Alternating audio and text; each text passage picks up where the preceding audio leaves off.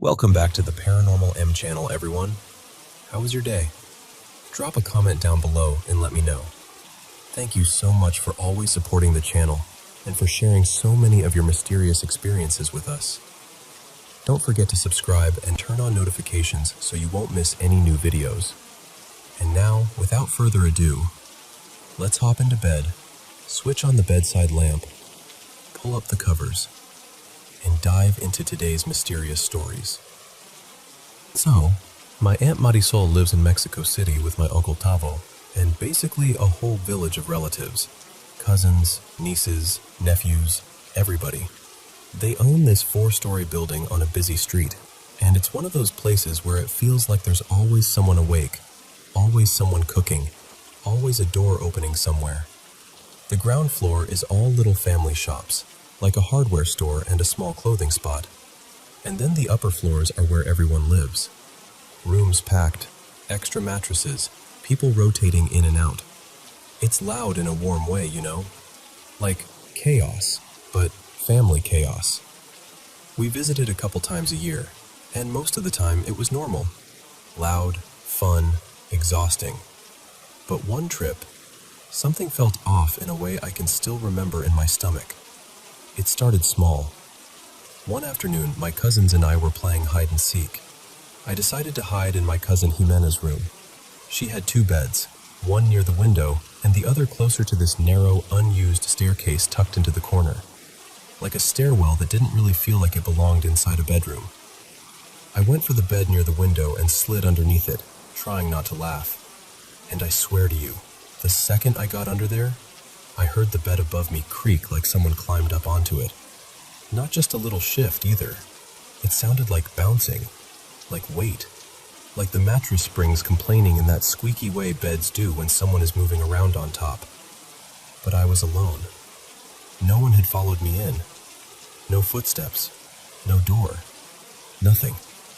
I froze for a second, holding my breath like maybe I'd hear someone giggling, like it was a prank. But it was just that creaking, and then this weird pause, like the room itself was listening. I crawled out so fast I almost smacked my head on the frame, and I didn't even try to act casual. I just left the room and was like, yeah, I'm done. I didn't want to play anymore. I didn't even want to be on that floor. And later that night, this is where it really gets to me. We all slept in the same room. My mom, my sister Daniela, and me. My mom and I shared the bed that was closer to that unused staircase, and Daniela took the other bed near the window. I couldn't sleep, so I stayed up watching videos on my mom's phone with my earbuds in, trying to relax. It was one of those nights where you're tired but your brain won't shut up. Then I started hearing something, even with the earbuds. At first I thought I was imagining it, like maybe the sound was part of the video. So I lowered the volume. Still heard it. I sat up, heart pounding, and I swear I didn't even want to pull the earbuds out because it felt safer to pretend it wasn't real. But I finally did. And the sound got clear. It sounded like heavy footsteps on the stairs, right next to our bed. Like someone was climbing up fast, like they were angry or in a hurry. And then there was this fluttering sound, like paper whipping through the air, and this sharp crinkling like plastic bags being handled. And this is the part that made my blood go cold. What sounded like someone talking, muffled, like a conversation you can't quite understand through a wall. It was around 2-something in the morning, maybe closer to 3. My first thought was, rat. Like, okay, big building, old stairs, a rat got into something. But no rat sounds like that. No rat makes footsteps that heavy. And the noises didn't stay small. They grew louder, like whatever it was getting closer. Like it was moving up the staircase beside me. I whispered my sister's name and tried to wake her up. When she finally stirred, I almost snapped at her to be quiet because I was so desperate to hear if it was real or if I was half dreaming. She wouldn't. That freaked me out almost as much as the sounds, honestly, because it felt like whatever was happening, it was happening to me, like I was the only one who was allowed to be aware of it. Eventually the noises faded and I just collapsed back down. Like my brain couldn't hold fear that long. I fell asleep with my whole body tense. The next morning at breakfast, I told everyone. I tried to laugh it off, but I could tell my face wasn't matching the joke. And my sister, Daniela, looked right at me and was like, I heard it too. That's when my Aunt Marisol got quiet. Like, real quiet. And she told us something I still wish I'd never heard. She said years earlier, the neighbors right next door, this family with 2 sons and their parents, had something terrible happen. One of the sons was unstable, struggling for a long time, and one day, the mother made lunch, called everyone to eat, and the son attacked her. My aunt described it in this shaken way, like she hated even remembering it. She said there were screams, horrible screams, and loud banging, the kind that makes your hands go numb. The police came, paramedics came, and my aunt and uncle saw them take the mother out. She said the son looked like he wasn't even himself, like his face wasn't his, like something else had climbed into him and was wearing him like a coat. After that, the family fell apart, and the other son, the one who was left, didn't handle it. According to my aunt, he started acting strangely, disappearing, showing up on rooftops. People in the neighborhood would sometimes see him jumping between buildings, and she swore he'd been spotted hiding up on their 4th floor before, like he was slipping into spaces where he shouldn't have been able to get. And after all of that, my aunt said they started experiencing things. Shadows where there shouldn't be shadows. Strange laughter in the hallway. Once, she said, a neighbor swore they saw a woman-shaped figure on a balcony, like a person, but washed out, like light was passing through her. I didn't know what to do with that information. I just sat there stirring my food like my spoon weighed 50 pounds. But the trip still wasn't done with me. Later that day, I was downstairs in the hardware store with my older cousin Sergio. It was quiet, just the 2 of us sitting near the counter, facing each other, talking about nothing. A few feet away were shelves stacked with boxes and supplies. Earlier, my aunt had placed a light bulb, still in its cardboard box, up on one of the highest shelves. I watched her do it. She laid it flat, deep on the shelf, like it couldn't just slide off by accident. Then she went upstairs. Sergio and I turned to look out toward the street for a second. Cars, people walking, normal life. And then he said something, and I turned back toward him. And right as we turned, out of the corner of both our eyes, we saw it. That boxed light bulb, like it got punched from behind, shot off the shelf and flew toward us. Toward me. It didn't tumble down like gravity pulled it. It moved forward like something aimed it. It landed on the floor near my feet with this hard smack, like it wanted me to know it arrived. Sergio and I just stared at each other, eyes wide, not even speaking at first. Because what do you say? Hey, did you just see physics break? We both knew my aunt had put it away securely. We both knew no one was near the shelf. There was no breeze, no shaking, no explanation that made sense. And in that moment, all I could think was, is this the same thing from upstairs? Is it the staircase? Is it the neighbor's tragedy bleeding into this building somehow? I don't know. And honestly, I get it. Because once you feel a house notice you, it's hard to ever feel safe inside it again.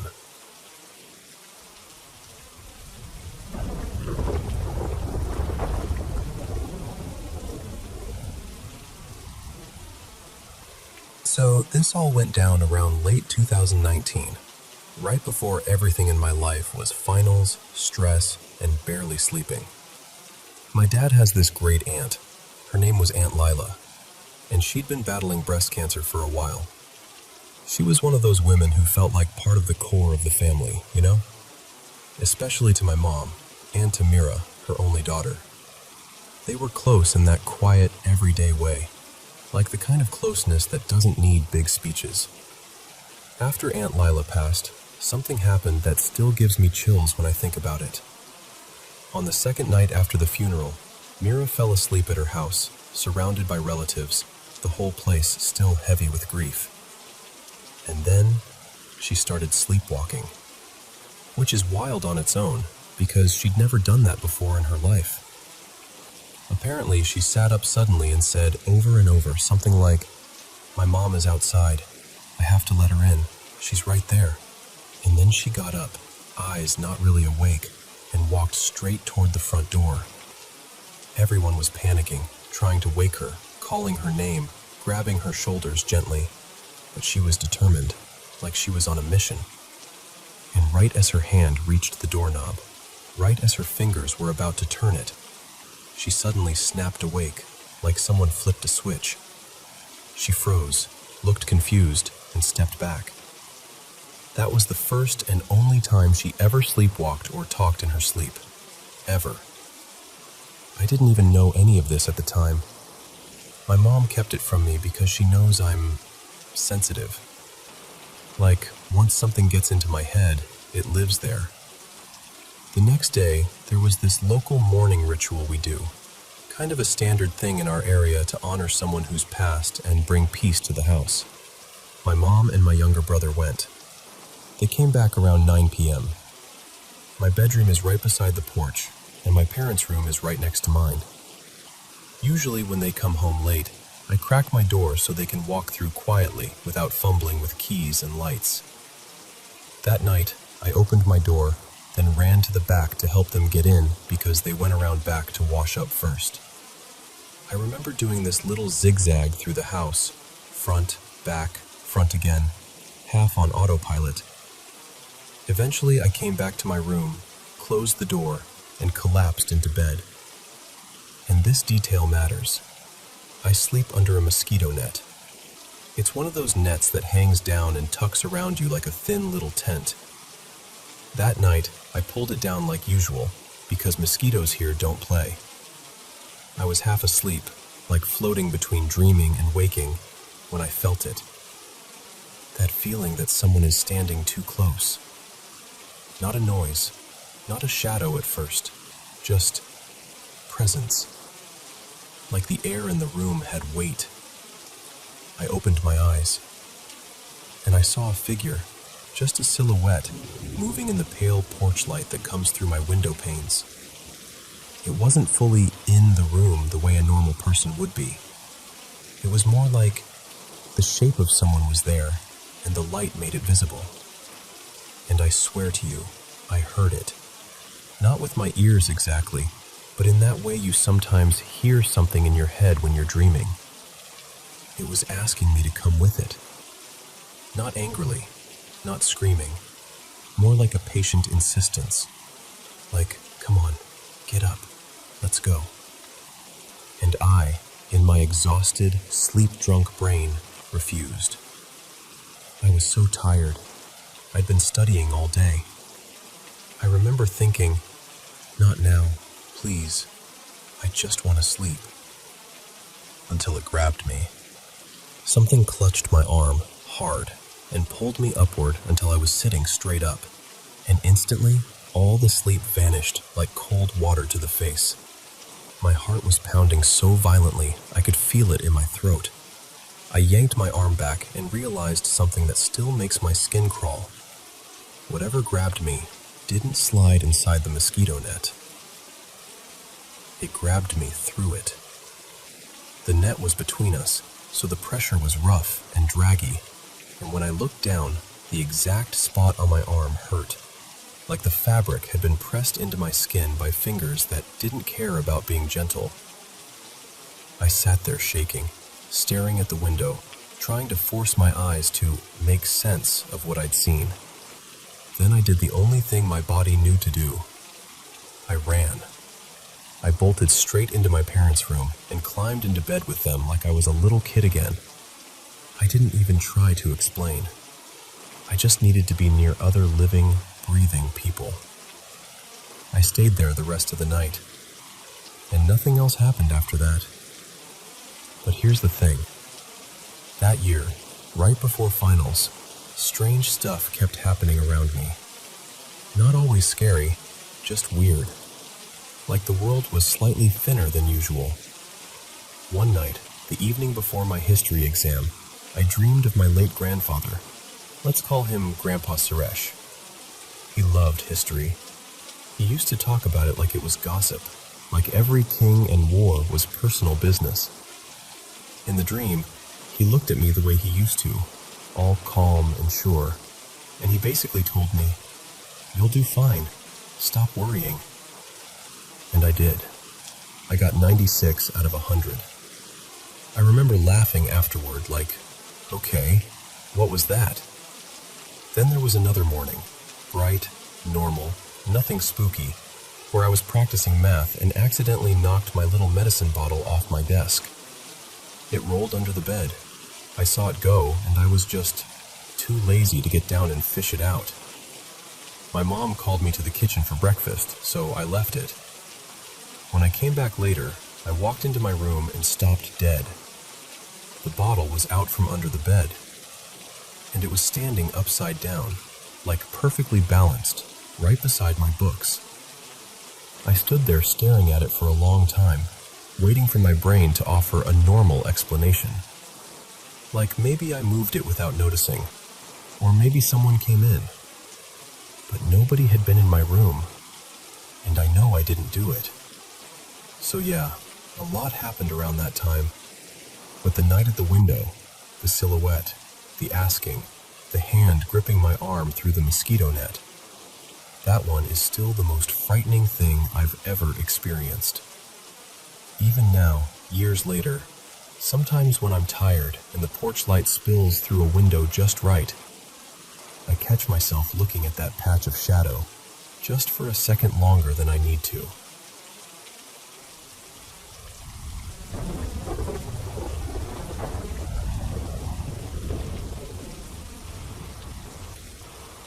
So, I want to tell you about the week my dad died, because it still doesn't feel real, and honestly, the house hasn't felt the same since.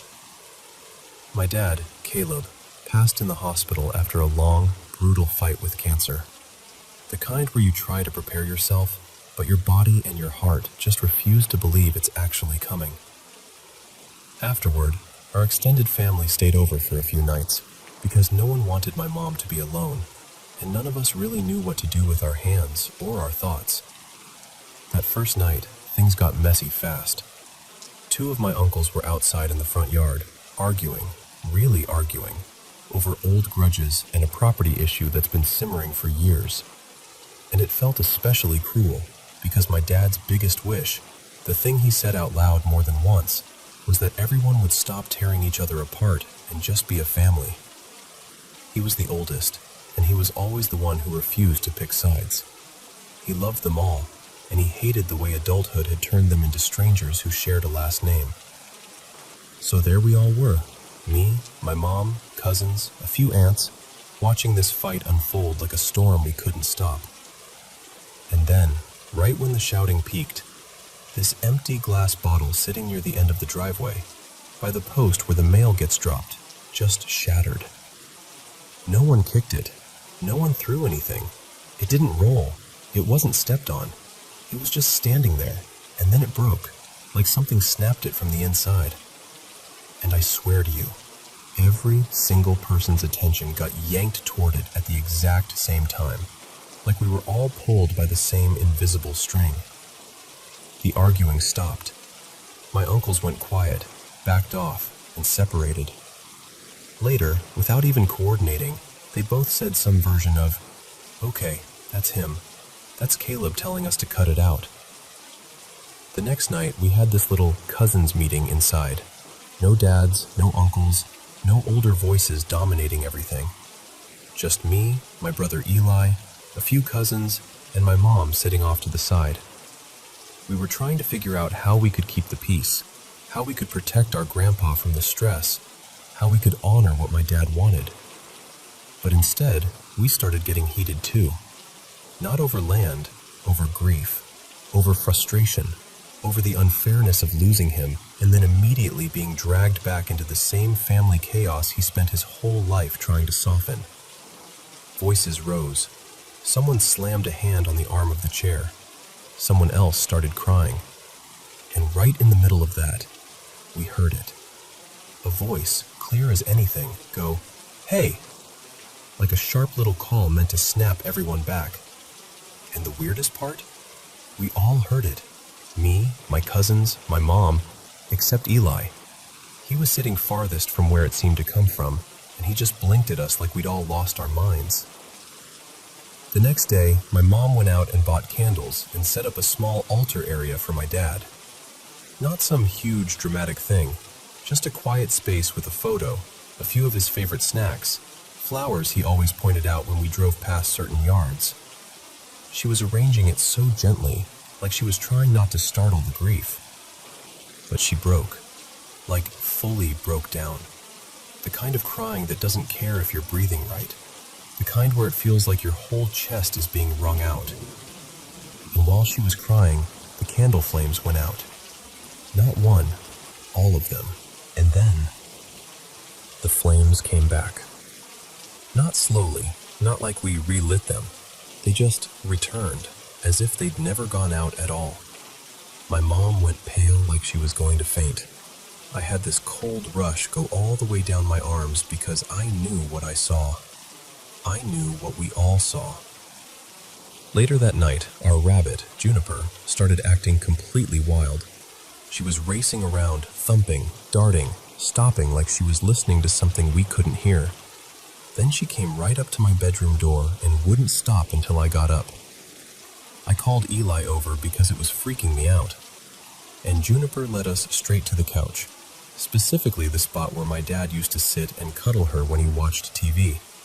She stopped right there and froze, completely still, ears up, body tight, like she was staring at something standing right in front of her.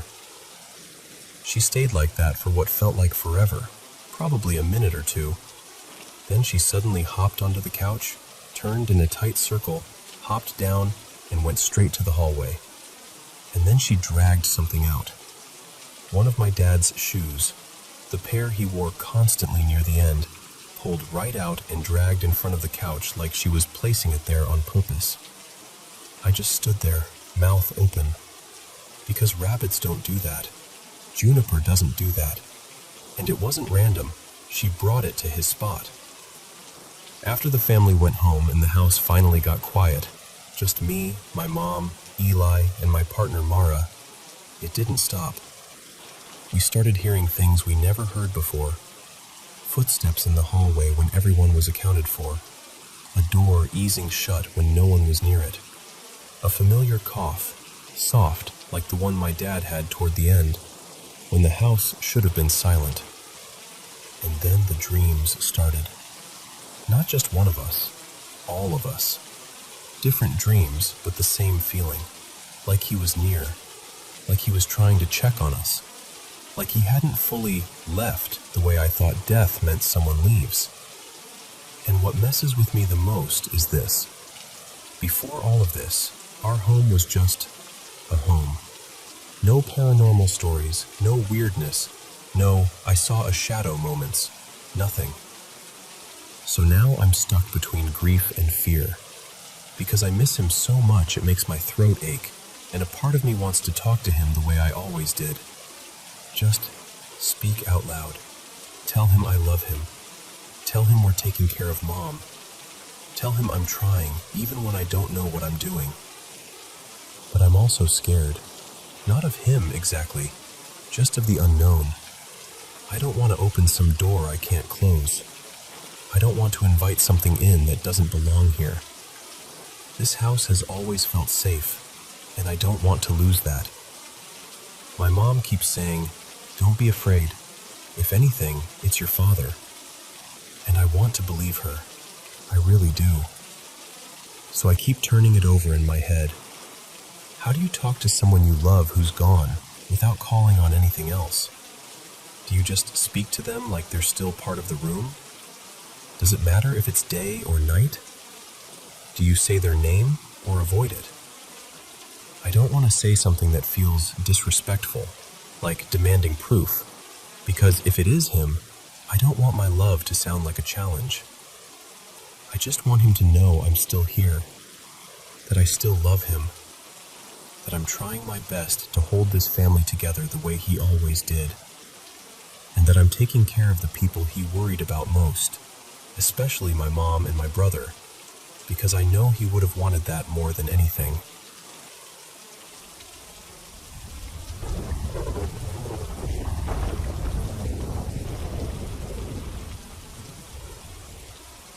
So, all of this kicked off maybe 4 months ago. Not that long, which somehow makes it feel worse, because it's like our place went from normal to not normal in a really short stretch of time. I live in a small apartment with my wife, Maya, our son Eli, and our cat Miso. Regular life, you know. Work, school stuff, laundry piles that magically appear overnight. And then one day the apartment just started doing things. The very first moment still messes with my head the most, because it involved me actually talking to someone who wasn't there. I'm in the bedroom at my desk, gaming, and the closet is right to my left, 2 doors. My chair blocks my side, but Maya can still open hers easily. She walks in, opens the closet, grabs something, shuts the door. Totally normal. Then my memory splits from hers.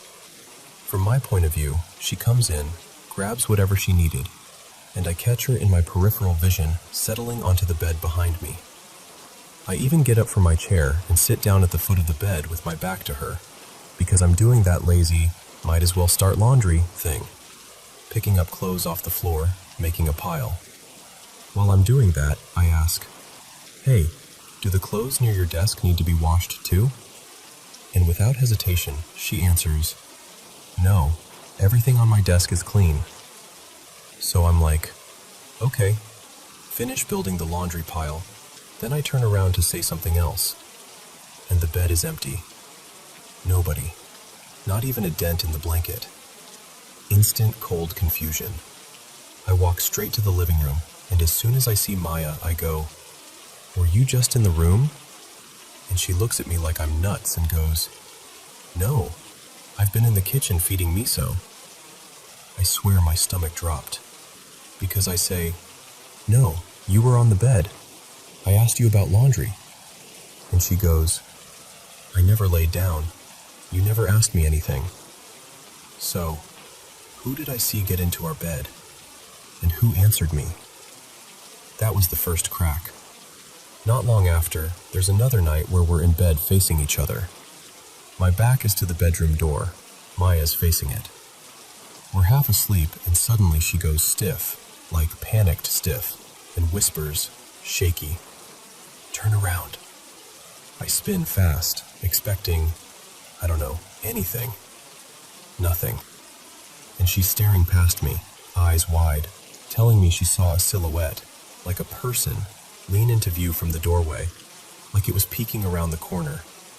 And when it realized she saw it, it slowly pulled back out of sight. She was terrified. Like the kind of scared where you can't fake it. Neither of us slept. And within that same week, she calls me while I'm out, crying, saying she saw another shadowy figure in the kitchen. After that, it stopped being one weird thing. It became a pattern. One night, it's late. Eli's asleep. Miso's in the room with us. I'm at my desk and Maya's in bed. Then we hear this loud thud, like something slammed into the bedroom door. I get up fast, and there, directly in front of the door, is one of Eli's squishy cube toys. Those dense stress toy things. This one's heavy. It doesn't bounce. And our carpet is thick. The weird part is, that toy had been sitting on the dresser. The dresser isn't close enough for it to just fall and somehow smack the door that hard. We tested it, slid it off gently, dropped it a bunch of ways. Every time it only landed a couple inches away from the dresser. To get where it ended up, it would have had to be thrown. Hard enough to hit the door and make that noise. So, cool. Great. Then my headphones disappear.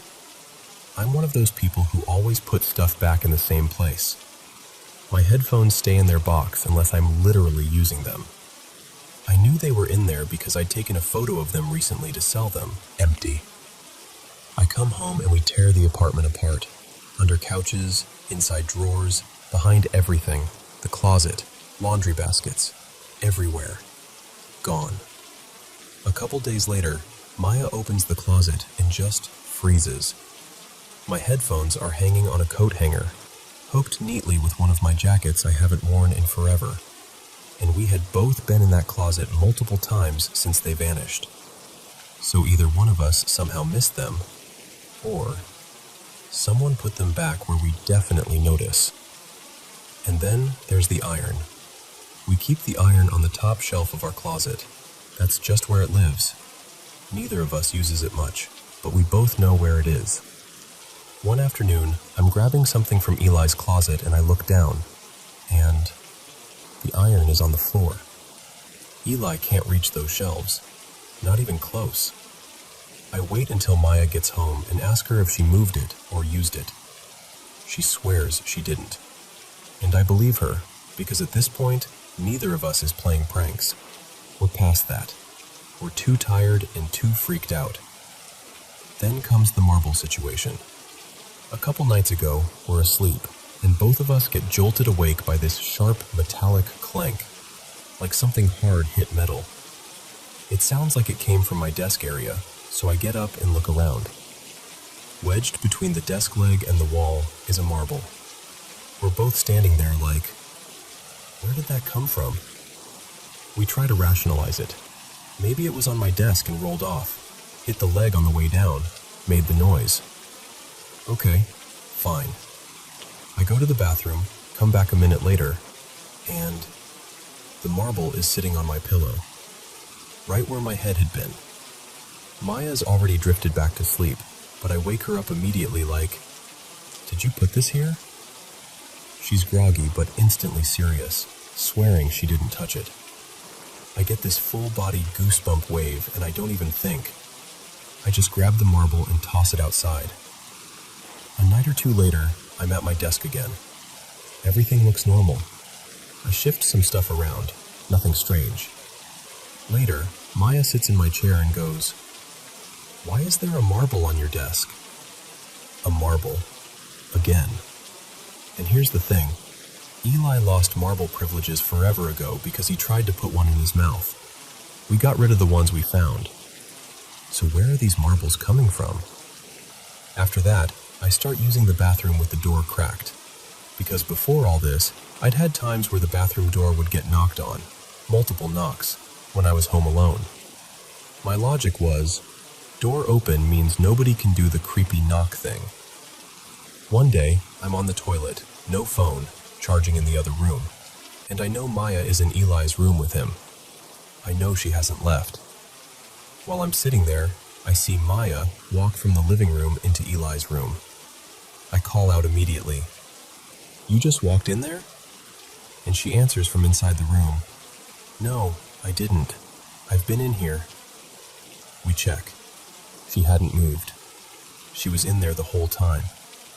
So, what did I just see? And then, as if that wasn't enough, the apartment starts leaving stains. Not like normal messes, like wrong messes. I go to my desk one day and there's a paper towel sitting there with heavy black stains, like someone wiped up ink. No smell, no obvious source. And Maya would never just leave trash on my desk.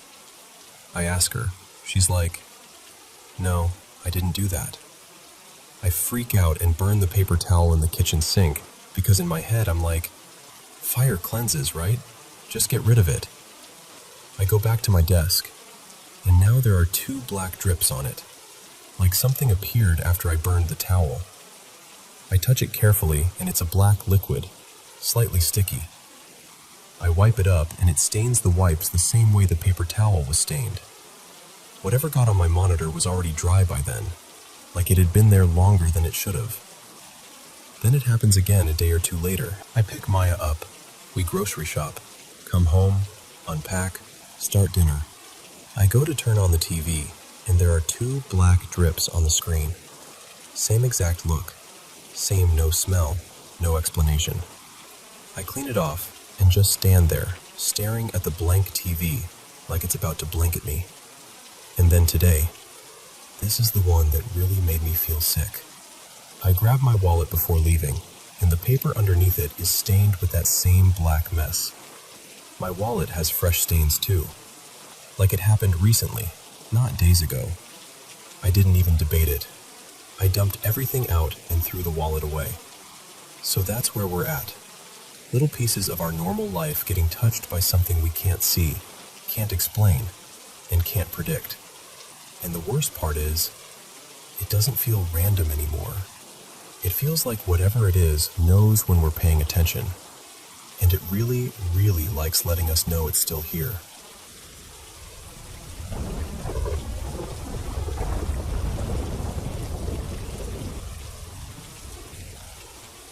So, my grandma died at the very end of September, and the part that still makes me pause is that it happened on her birthday.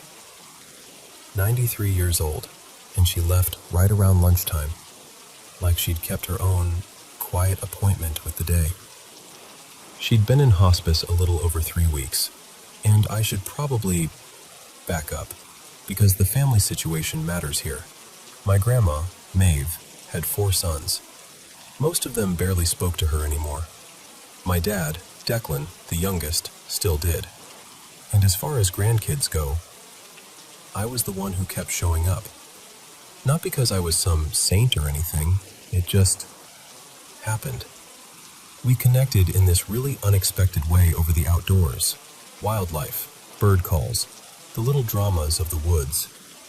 She had this soft spot for small creatures, and somehow, I did too. There was a squirrel that used to come around. She swore it recognized her. I started calling it our regular, and she'd brighten up every time it showed. A few days before she died, one of the nurses actually let me bend the rules a little. I brought that little visitor in, just for a moment, just near the window, so Maeve could see it again. I know how that sounds, but it mattered to her. It mattered to me. It felt like letting her say goodbye to something simple and good. When she first went into hospice, my 2 sisters came by, and a couple cousins too. They stayed a few days each, did their visits, said their words, and then left to go back to their lives. And I don't say that to judge them. People do what they can handle. But after that first wave of visitors faded, it was mostly me. I stayed, night after night. I slept in that stiff recliner in the room, some nights barely sleeping at all, because I couldn't stand the idea of her waking up and finding strangers instead of someone she knew. I learned the rhythm of the machines, the timing of the nurses' rounds, the way the light in the hallway changed when it got late. And I ended up being the one making the calls. Meds, comfort measures, the little choices that add up when someone is slipping away and you're trying to keep them from suffering.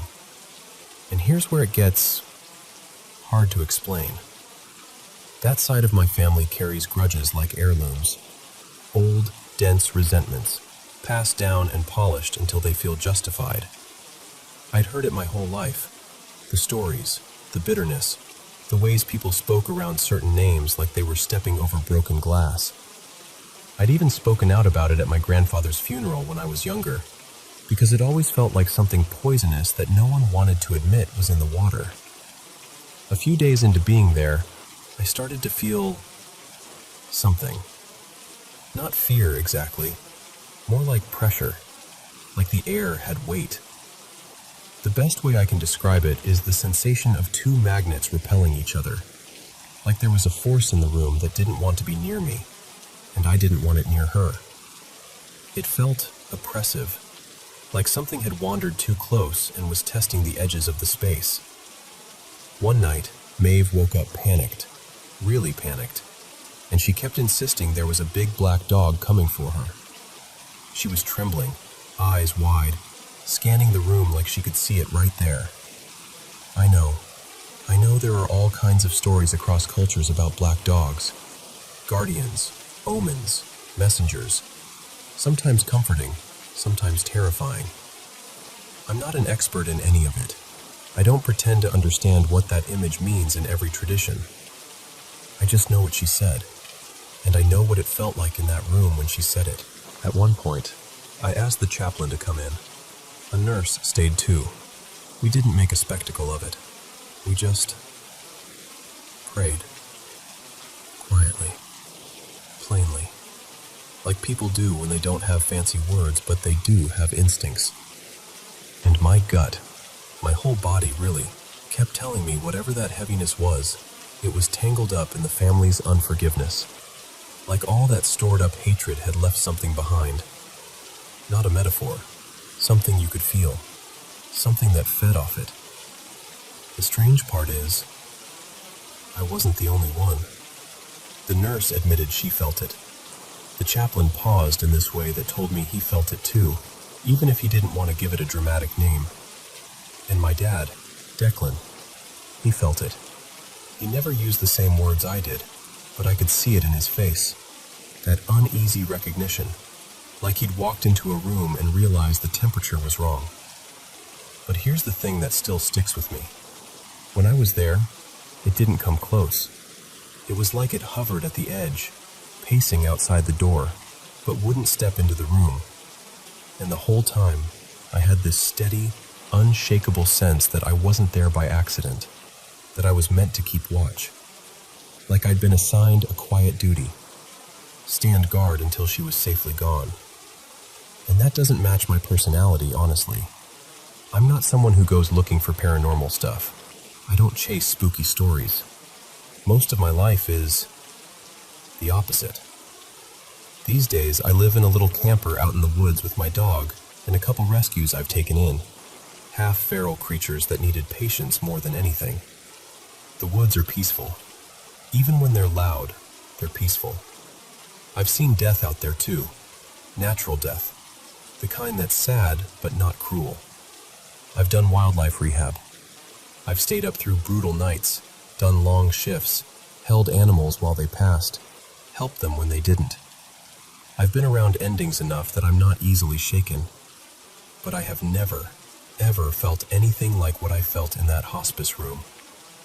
I can't tell you with certainty what it was. I can't put a clean label on it and wrap it up like a lesson. All I know is that something felt wrong, real enough that other people sensed it too, and that when I stayed beside Maeve, it was like the room held, like the line held. And then, on her birthday, around noon, she went quiet and finally let go. Sometimes I think about that little woodland visitor near the window and how her face softened when she saw it. Sometimes I think about the heaviness and the way prayer seemed to thin it out like fog lifting. And sometimes I just think about the simple fact that she didn't wake up alone. Not once. Not at the end. And I guess what I'm still wondering is, has anyone else ever been in a situation like that? Where grief and old resentment felt like more than emotions, like they changed the air.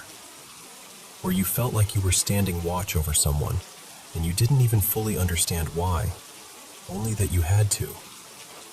Because I'm still carrying it.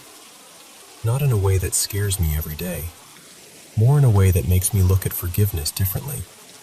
Like it isn't just being nice, it's clearing something out, making room, letting the living breathe, and letting the dying leave in peace.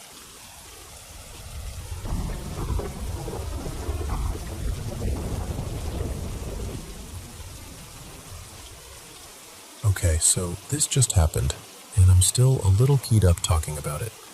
I live on the 3rd floor of this older apartment building in Brooklyn, and I was home alone, half zoned out on the couch with the TV on. Nothing dramatic, just one of those quiet evenings where you're finally exhaling. And then, bang! This insanely loud crack, like it happened right in front of my face. Not like a long rumble or a series of noises. One single, sharp, violent snap, loud enough that my ears actually hurt for a second. The closest comparison I can make is one firecracker going off indoors. It had that same too close feeling that makes your whole body jump before your brain catches up. My first thought was electrical, like a circuit shorting out, or a breaker doing something terrifying, because it sounded exactly like what I imagined a sudden electrical discharge would sound like. So I froze and did that quick scan you do when you're trying to figure out if you're about to see smoke, sniffing the air, staring at outlets, listening for any follow-up. But there was no smell, no heat, no smoke, no flickering lights. The TV stayed on. The router stayed on. Everything worked like nothing happened, which somehow made it worse because if nothing's broken, then what was that? I texted my downstairs neighbor Maya because I honestly needed to confirm I hadn't hallucinated it. She replies almost immediately like, "I heard it too. Thought you dropped something heavy on the floor." And she's not even directly under the spot where it happened. She's across the hall and kind of on the other side of the building layout. So for her to hear it that clearly, it had to be loud. So now I'm in full detective mode, creeping around the living room like I'm in a horror movie, trying to find evidence. I'm checking the ceiling, the walls, the floorboards, looking for, I don't even know, a fallen screw, a cracked tile, something, anything. But there's nothing. No damage, no object out of place, no clue. And I swear, I had that physical reaction people describe when they say, my hair was standing on end. Like that prickly feeling across your arms and neck, like your body is warning you before you've even figured out why. Then my partner Lena walks in, literally minutes later. I blurt the whole thing out, probably way too fast. She's only home for a second because she has to run out to an event, but she steps into the area where the sound happened, and she stops. Because her hair starts lifting. Not like wind, not like humidity, like static. Like that weird, invisible electricity you feel when you touch a doorknob in winter. She just kind of looks at me like, do you feel that?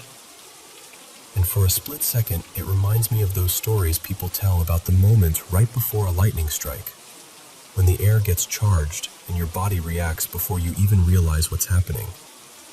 And that's when, honestly, I started thinking about the other weird stuff. Earlier that morning, Lena had told me she watched a roll of aluminum foil slide off a shelf and tumble onto the floor like someone flicked it. Not like it slowly slipped, like it was tossed.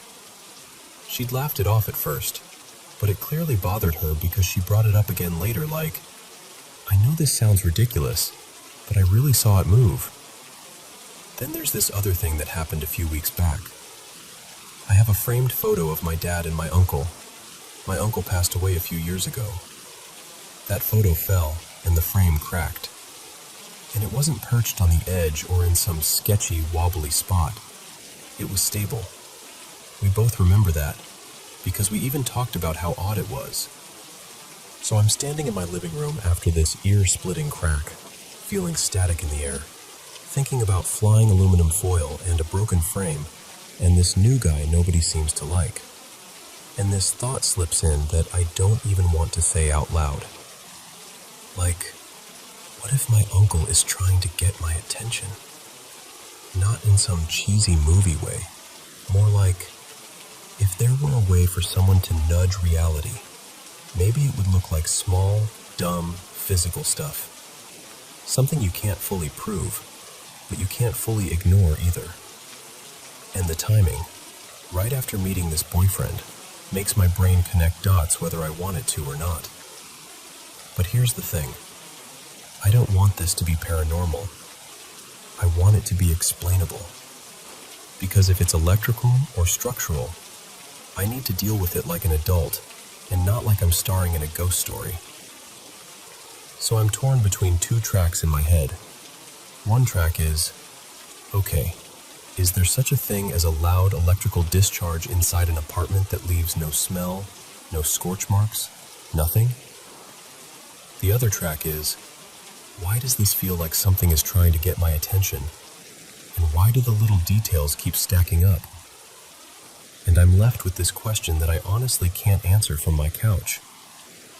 Is this the kind of thing other people have experienced? Some loud, sudden crack like an electrical snap with weird static? without anything actually breaking? Or is this exactly the kind of moment where you stop theorizing, call the landlord, and get someone to inspect the wiring, outlets, and anything structural before you shrug it off as spooky? Because right now, I'm not sleeping great either way.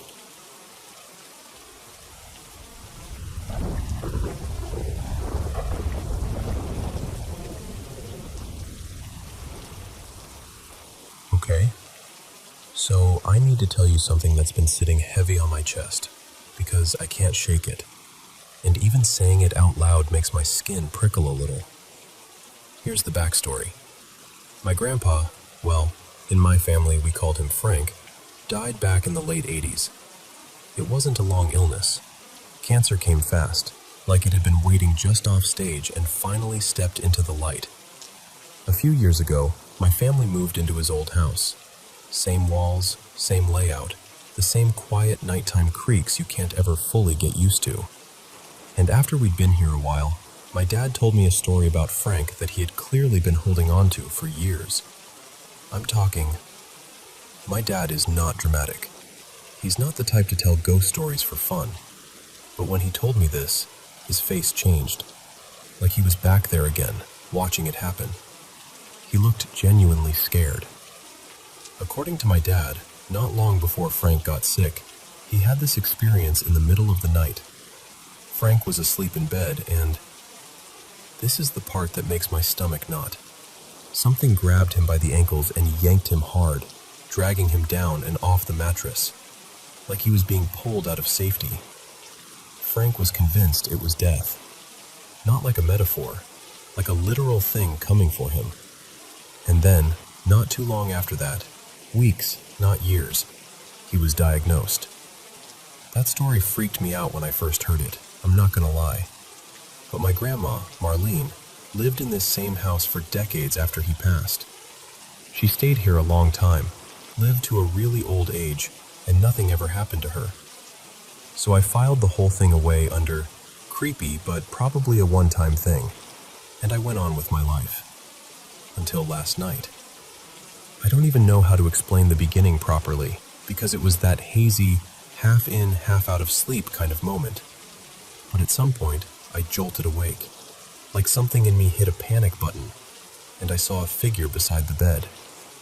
Not a clear face, not details, just a shape, a shadow that looked placed, like it was standing where a person would stand, close enough that it felt personal. Like it was there for me. I completely freaked out. I grabbed my husband, his name is Eli, and I shouted his name until he stirred. But the second I moved, the figure was gone. Just gone. Like it had never been there at all. And I did what people do when reality feels too weird to hold. I tried to explain it away. I told myself I'd been dreaming, or my eyes were still adjusting, or my brain was doing that thing where it turns darkness into shapes. So I laid back down. I tried to breathe. I tried to go to sleep. But then I had this dream. And it wasn't like a normal dream with a storyline. It was more like a feeling turned into an image. I dreamt this black... Something came onto the bed. Not a person. Not smoke exactly. More like a dark mass that moved like liquid. Smooth and slow, spilling across the mattress from the side where I'd seen the figure. In the dream, it flowed over Eli first, like it was crossing him to get to me. And the worst part is, I didn't fight it. I didn't scream. I didn't run. I just went still and let it happen, like my body had decided resisting was pointless.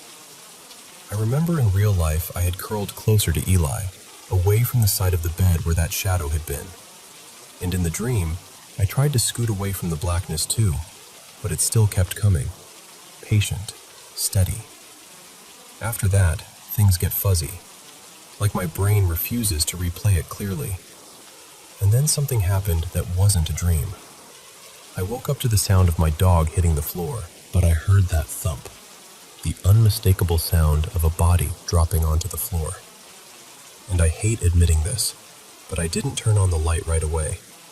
I I didn't jump up. I didn't even check on her like I normally would. It's like something in me went quiet and numb. The way you go numb when you're too scared to confirm what you already suspect. This morning, when I finally woke up for real, Nell was asleep on the floor, in the exact spot where I'd seen the shadow figure standing. Not by Eli, not in one of her usual places. Right there, like she'd chosen it, or like she'd been placed there, or like she'd gone there because she sensed something I didn't fully understand.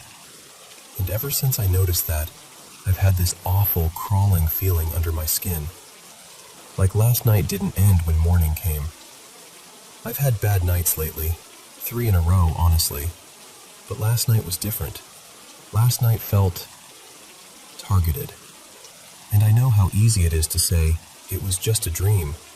But I've had experiences before that make it hard for me to comfort myself with that. Years ago, I had this weird, shared dream with my mom. Like we both dreamed the same thing. And it ended up lining up with her death, and even the timing of her funeral months later. So when something feels off in that deep, instinctive way, I take it seriously. Maybe too seriously, but I can't help it. So yeah, that's where I'm at. I'm tired, I'm rattled, and I'm honestly scared to go to sleep tonight. And what I really want to know is, have you ever had a night like that? Where it feels like the house is watching you back? Where you can't tell where the dream ends and something else begins?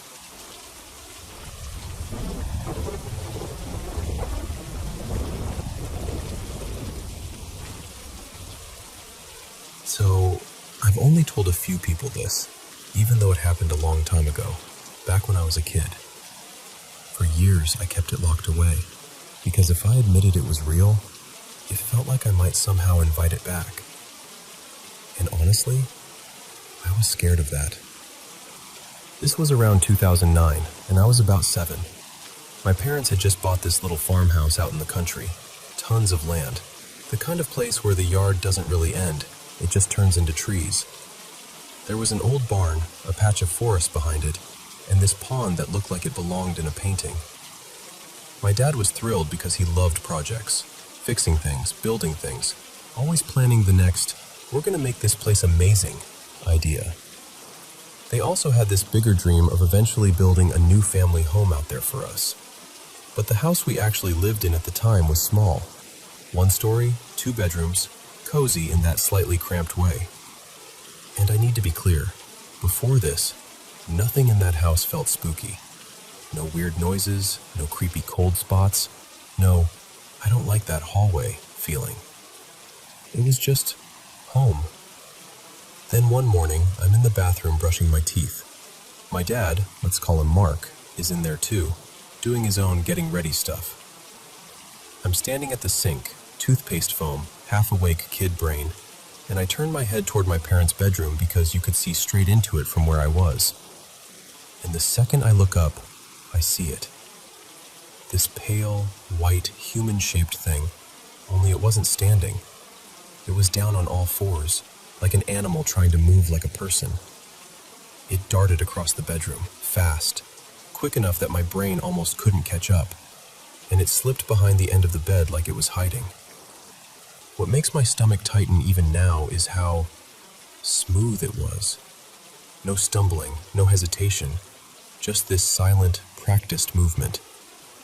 And it never looked at me. I didn't see its face, if it even had one I could recognize. But because I was 7, my first thought wasn't, monster. My first thought was, oh, my little brother is messing around. My brother, Ethan, was about 4 then, and he was the type to do silly stuff just to get a reaction. So I actually giggle. Like, I remember myself smiling, thinking it was funny. Still brushing my teeth, I step out of the bathroom and walk toward the end of the bed, kind of ready to catch him like, haha, got you. I call his name, and I turn the corner expecting to see him crouched there, waiting for me. And there was nothing. Not nothing obvious. Nothing at all. I can still feel that exact moment, my smile just falling off my face. Like my body realized before my mind did that something was wrong. I stood there staring at the empty space, and then I got down and looked under the bed, because surely he'd crawled under there. Empty. No brother. No movement. No sound. I didn't run screaming or anything dramatic, which almost makes it creepier to me. I just quietly backed out of the room and went to check on Ethan. And there he was, asleep in the other bedroom. Fully asleep. Like he hadn't moved in ages. I never told my dad. I never told my mom. I don't even know why. Maybe because I didn't want it to become real if I said it out loud. Maybe because I didn't want anyone to laugh. Or maybe because some part of me knew that if I talked about it, I'd have to keep thinking about it. And the strangest part is, that was it. I never saw it again. Not once.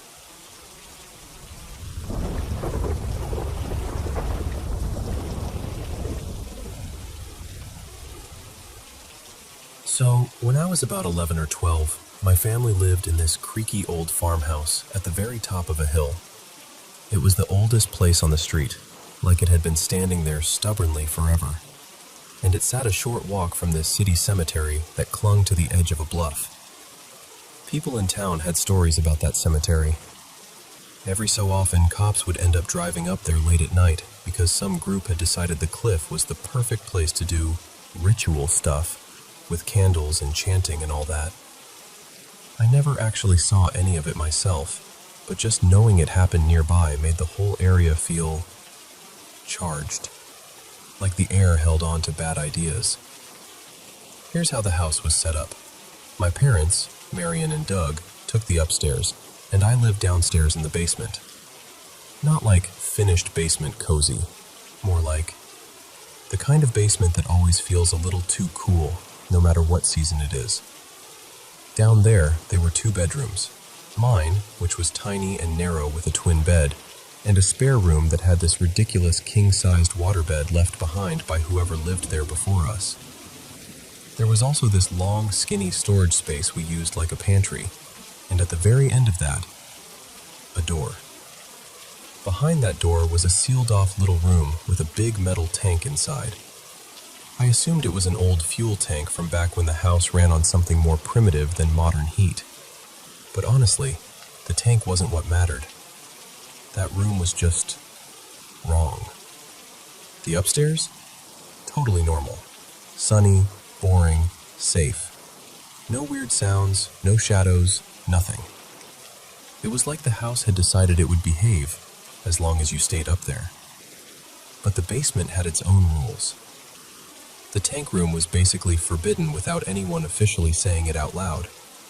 Even with the pantry light on, this weak pull-cord bulb that barely lit anything, you'd see shapes darting through the darkness inside that room. Not, maybe my eyes are playing tricks. Not, a coat hanging funny. I mean, quick, deliberate movement, like something slipping behind something else. And the feeling you got when you cracked the door, it was pure panic.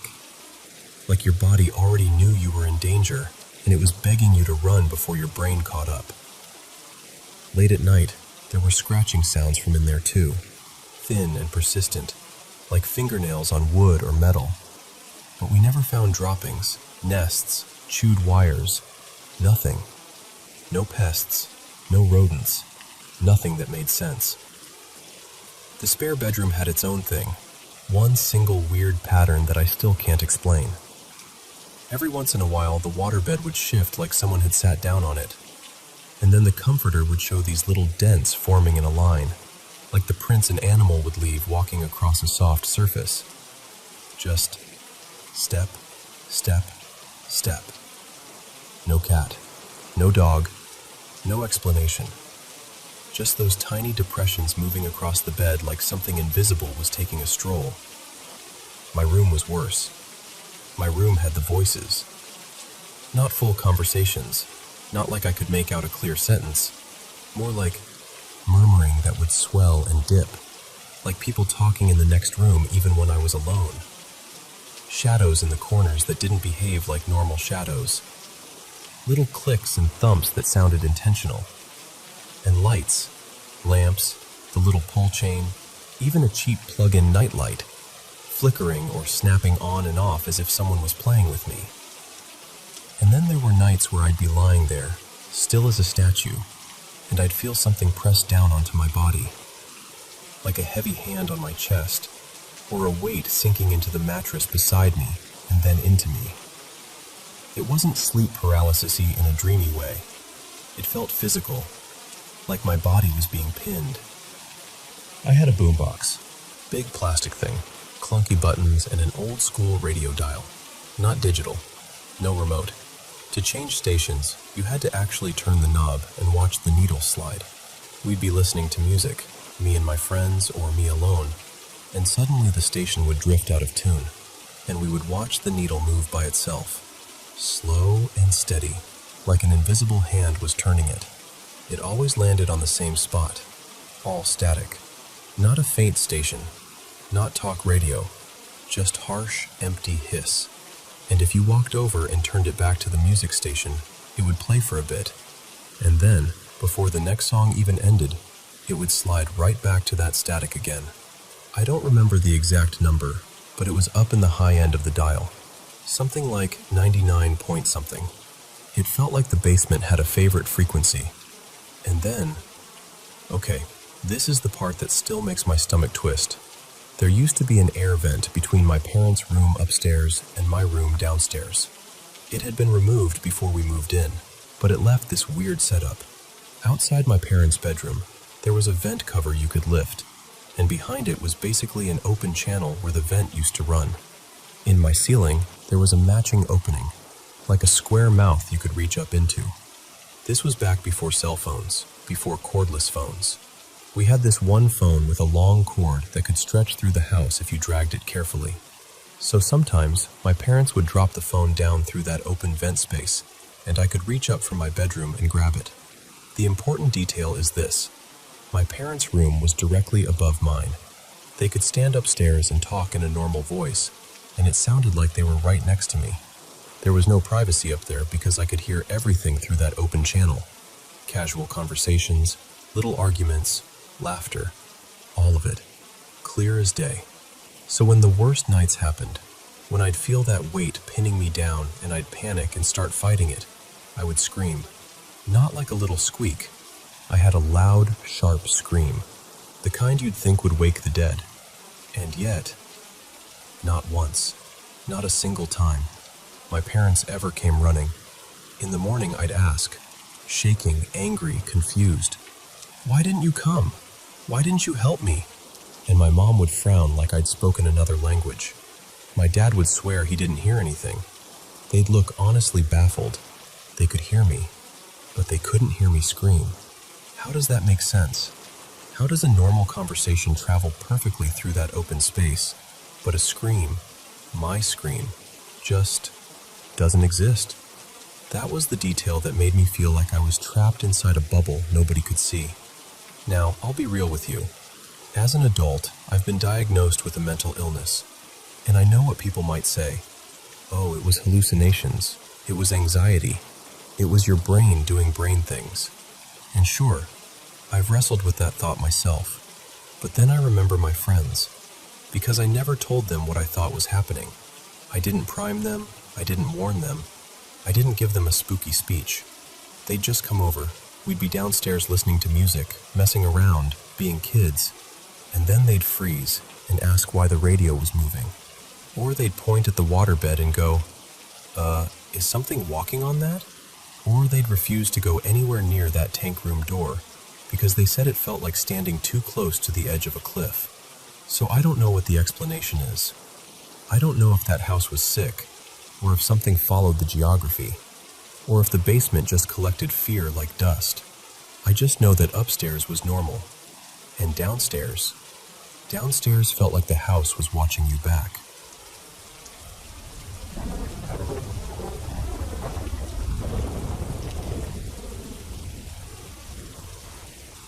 So, my brother, Liam, passed away a little over 3 years ago.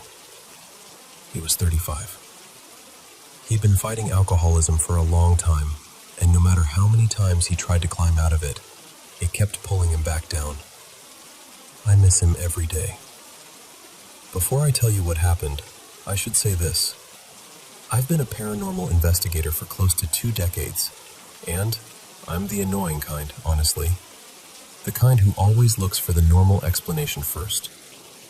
Drafts, wiring, bad timing, people misremembering.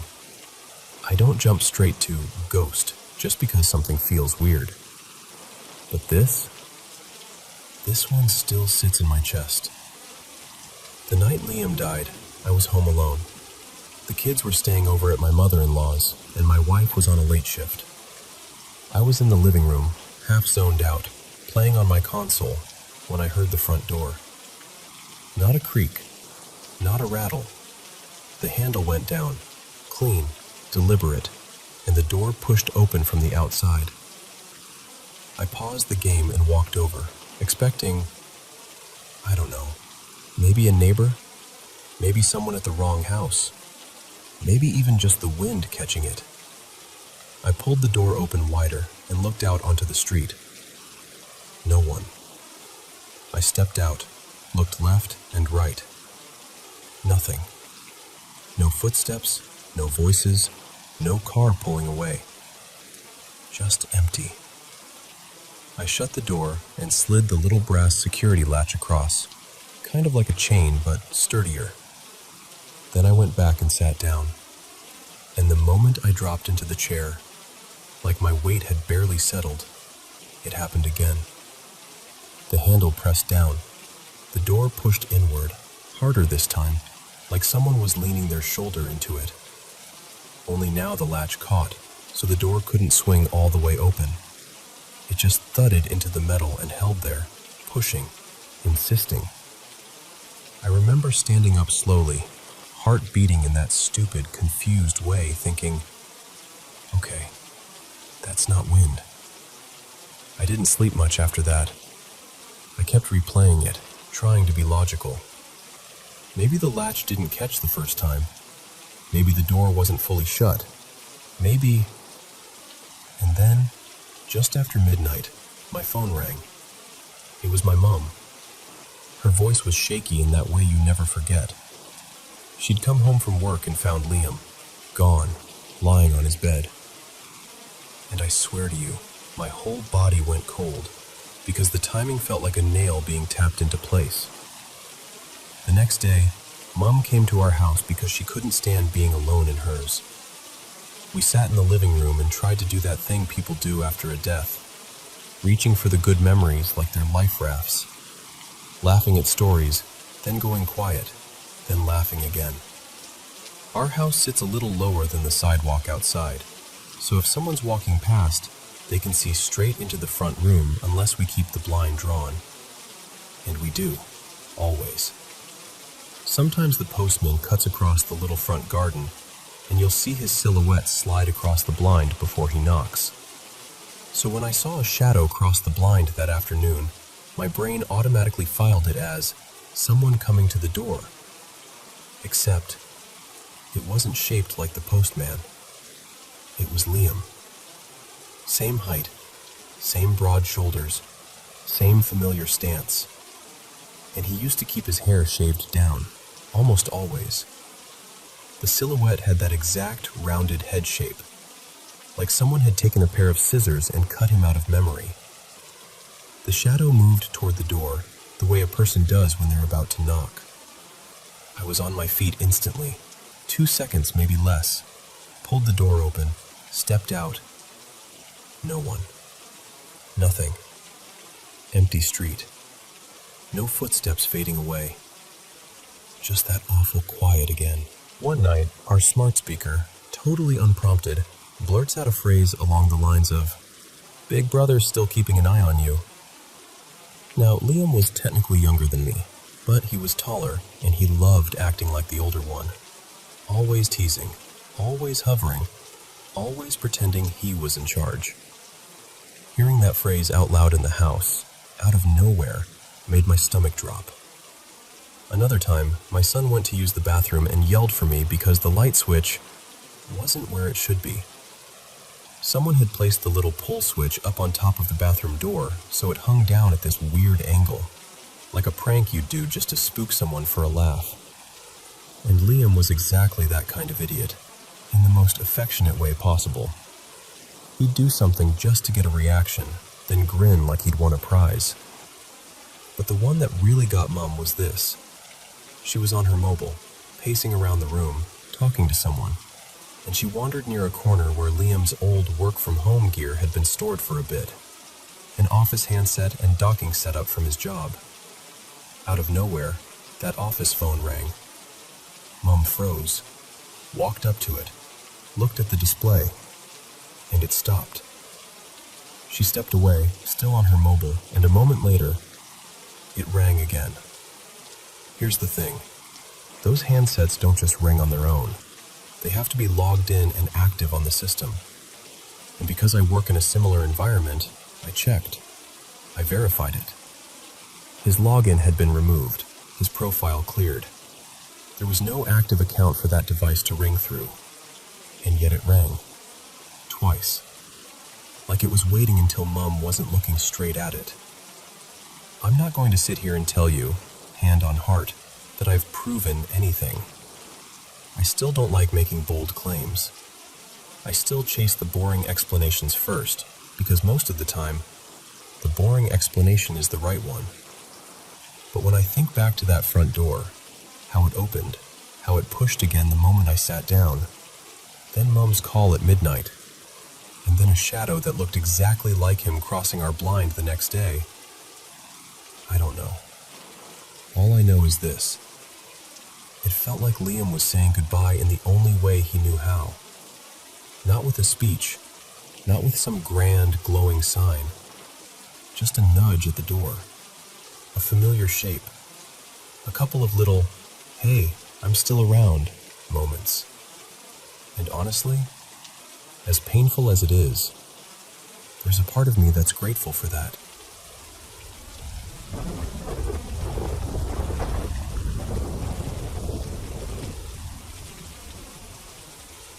Hey, I'm going to share this even though it makes me feel a little exposed, because honestly, I don't know what else to do with it. For the past 6 or 7 weeks, I've been traveling non-stop for work, hotel after hotel, different cities, different beds. And during that time, there have been a few nights that left me in a way I can't fully put into words. It's like something keeps reaching into my sleep.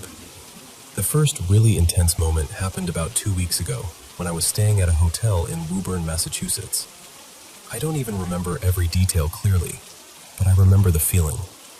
You know how you can wake up and instantly sense someone is right there? Like when you open your eyes and one of your kids is standing beside the bed, just watching you. That exact kind of presence. Only this time, I was completely convinced someone had gotten into my room. I jolted up and actually swung, like I lunged toward the edge of the bed, fists moving before my brain even caught up. I was ready to fight someone. And then, nothing. No footsteps, no shadow, no person. Just empty space and my own breathing getting louder and louder in the silence. A couple of days later, I had to switch rooms for a totally normal reason. Nothing creepy, nothing dramatic. But that second room was worse. I was asleep, and suddenly it felt like someone, or something, was pressing me down. Like I was pinned. I woke up struggling, and the second I became fully conscious, the pressure lifted. And what's strange is that I could feel myself rise afterward, almost like the mattress had been compressed and then slowly released. Like it had exhaled, if that makes any sense. That's when my mind started connecting dots. Because during Christmas week, I'd been in Las Vegas, staying near the Arts District, and I'd had the first version of this. I can't remember exactly what happened there either. Just that same unmistakable awareness that I wasn't alone in the room, even though I absolutely was. At the time, I shrugged it off. Jet lag, stress, weird hotel vibes, whatever. But now it felt like part of the same thread. And then I traveled again, this time to Columbus, Ohio. The second night there, I had a dream that still makes my chest tighten when I think about it.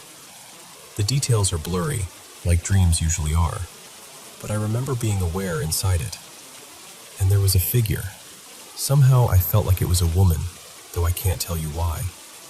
She floated toward me, slow and deliberate, like she had all the time in the world. And then she put both hands around my throat and started choking me. I snapped awake, gasping, like my body had to remind itself how to breathe. Last night was more of the same. I can't even tell you what happened exactly, just that I felt that presence again, that wrongness. And I woke up with my heart hammering like I just run a sprint in the dark. And I'm sitting here trying to be rational, trying to explain it, trying to tell myself I'm overreacting. But I don't feel like I'm making it up. I feel like something is happening to me, and I don't know what to call it. I'm Jewish, and I've never been the type to run to clergy for things. But I'll be honest, I've even caught myself thinking, should I go talk to a priest? Should I ask someone to pray over me or something? That's how unsettled I am. That's how much I want someone to tell me there's a way to make it stop. I keep calling it a spirit, but I don't even know if that's the right word. Is it something trying to hurt me? Why does it only happen when I'm away from home? Why does it always happen when I'm half asleep? Like it's waiting for me to be vulnerable. I'm not posting this to be dramatic. I'm posting it because I'm scared, and I don't know what to do next.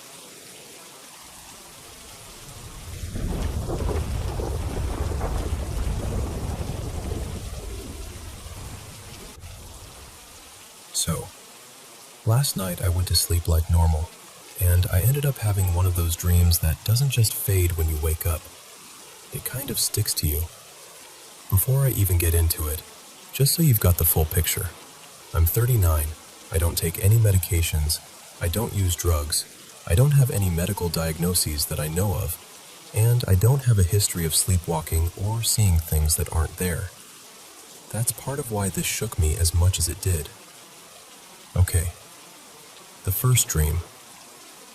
In the dream, I wake up, except it doesn't feel like waking up in a normal sense. It's like my mind comes online, but I'm already somewhere else. I'm in this room that's just white. Not like white walls, more like the air itself is white, bright and washed out and endless. It's so intense I can't make out a single edge or corner.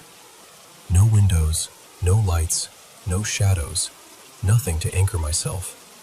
Just brightness everywhere, like being inside a glowing fog. And I realize pretty fast that I can't move. Not my arms, not my legs, not even my hands. The only thing I can do is turn my head a tiny bit, just a few degrees, like my neck is stiff or pinned. I'm lying flat on something that feels brutally cold, like stone that's been sitting in a freezer, or steel. My skin feels goosebumped, like my body is trying to shrink away from the surface. Then it hits me. I'm restrained. My wrists and ankles are held down, spread out, like I'm positioned on purpose. And I remember this wave of fear rolling through me. Not even fear of a specific thing, just pure alarm. Like my body knows I'm in danger, but my brain can't find the reason. And there are sounds. Not loud, more like they're coming through a wall or through thick fabric. Muffled voices, whispers, multiple people maybe, but I can't understand a single word. It's just that low, secretive murmur. And underneath that, there's this clicking.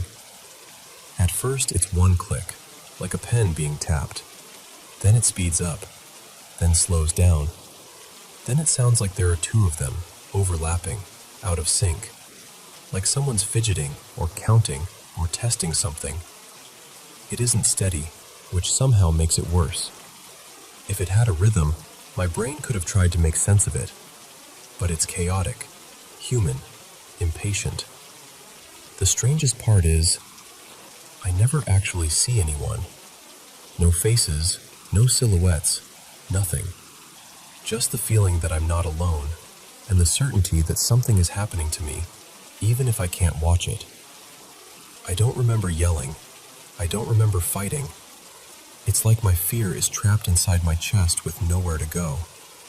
And then, this is the part that's hard to explain. I don't wake up from it. It just lets go. Like a door shuts and another one opens. Because after that, I have a second dream, and it's completely different. Normal. Almost boring compared to the first one. I'm sitting in this cozy kitchen with a woman named Marina. Not a close friend, but not a stranger either. Like someone I've met through other people. The kitchen feels lived in. Warm light, a faint smell of tea or soap, that kind of thing. There are other people in the house. Her family, maybe, moving around in the background. The sound of a TV somewhere. Footsteps, muffled conversation. I'm at her table, and we're talking like it's some kind of informal interview. She's asking me questions, I'm answering, and I have this calm feeling like, okay, I'm doing well. This is going fine. I even remember thinking, I'm saying the right things. Eventually it ends. We stand up, I gather myself, and I leave. She walks me to the door, and right before it closes, she gives me this polite, final look, like, thanks for coming. And that's when I wake up, actually wake up, in my own bedroom. But here's where it gets unsettling. I wake up in bed, completely naked. And I don't sleep naked. I went to bed wearing a pajama top and underwear. I'm sure of it. It's muscle memory. It's routine. But when I sit up and look around, my clothes are gone. Not kicked off, not tangled in the blankets, just gone. I pull the covers back. Nothing. I check the floor. Nothing. I look around like an idiot, thinking maybe I tossed them somewhere half asleep. Still nothing. Like they vanished. And then I check my watch, because it tracked sleep, and I needed something solid, something objective to grab onto. It shows a pretty normal sleep pattern overall. Mostly core sleep, a couple long REM stretches. But there are a few short spikes where it says I was awake for about a minute at a time. And one part stands out. Around the early morning hours, my heart rate jumps. My normal resting rate sits around the high 60s or low 70s, and during that window, it shoots up into the 130s before settling back down. So now I'm sitting there in my bed, trying to piece it together. A dream where I'm pinned down in blinding white light, hearing whispers and clicking. A second dream that feels like someone calmly evaluating me.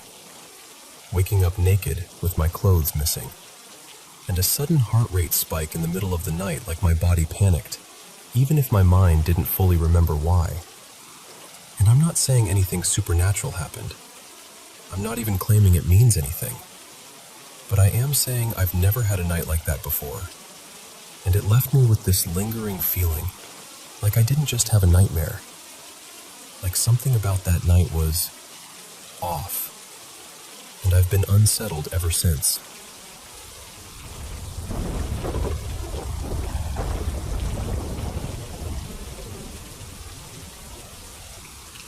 So, when I was a kid, the ocean was basically my second home. I was one of those kids who could spend hours in the water, snorkel on, eyes wide, just drifting over reefs and pretending I was some kind of explorer. Honestly, I never really grew out of that. Every summer, my family would do this little escape ritual. We'd pile onto our boat and hop between small islands off the coast, trying to stretch that sun-soaked freedom for as long as possible before we had to go back to city life. Traffic, routines, the same streets, the same everything. And then there was this one trip, maybe 7-ish years ago now. One that still shows up at every family dinner like it's a legend we're obligated to retell. My aunt had come along, and so had a couple cousins. One of them, Leo, was my age, and always up for anything even mildly adventurous. And my mom has this obsession with finding places that feel untouched. Like she gets genuinely excited about little blank corners on a map. she'll zoom in on some curved inlet and swear she's discovered a secret. That day, she was convinced she'd found the one. Some small, hidden gulf tucked between rocky edges in the Mediterranean. No docks, no beach clubs, nothing. She talked the skipper into trying it, and after a long ride, something like an hour and a bit, we finally arrived. And I swear to you, it was unreal. The water was so clear it felt fake, like someone had poured glass into the sea. You could see the bottom perfectly. Ripples in the sand, dark patches of seaweed swaying like hair, rocks layered with tiny colonies of life. Fish everywhere. Little silver flashes and bigger ones cruising slowly like they owned the place. But the best part? No people. Not a single other boat. It felt like we'd stumbled into some private aquarium that the world had forgotten. Of course, by the time we got in, the light was starting to dip. You know that moment when the sun is still out, but the shadows stretch longer, and the water starts looking deeper than it should? The adults told us not to stay in too long. Visibility was getting worse, and they didn't want anyone smashing a knee on a rock or swimming too far without realizing it. But I had my snorkel gear, and this small, waterproof flashlight I was weirdly proud of, like it made me a professional or something. I was buzzing. I didn't want to just swim in this place. I wanted to see it. So I convinced Leo to come with me, and we started doing these slow dives, ducking under the surface and gliding along the bottom like we belonged there. It was one of those moments where you're so focused on what you're seeing that you forget time is passing. I remember spotting these bursts of color, corals in reds and purples, tiny snails stuck to stone, shells half buried in sand like treasure. Schools of fish moved in these synchronized waves, and every time I turned my head, something new came into view.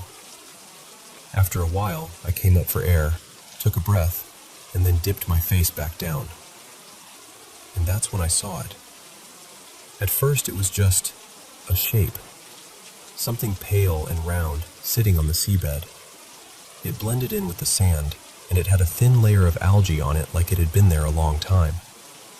My brain didn't know what it was yet, but something in me immediately went still. I pointed my flashlight at it and swam down, slow and careful, like I didn't want to startle the ocean itself. And then it clicked. A skull. A human skull. And I felt this sharp drop inside my stomach, like the world had suddenly gotten colder. I shot back up toward the surface, trying to keep myself lined up so I wouldn't lose the spot, and I started waving at Leo like a maniac. When he came up, I blurted it out, half whisper, half panic.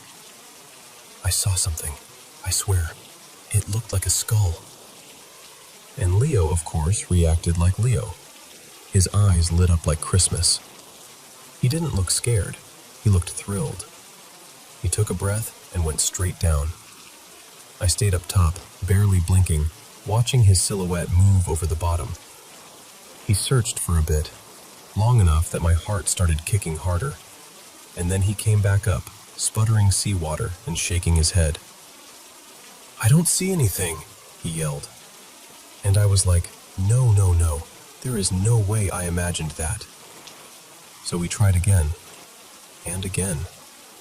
For what felt like forever, probably closer to 40 minutes, we combed that area. We dove along the rocks, checked behind corals, traced the sand in widening circles like detectives at the bottom of the sea.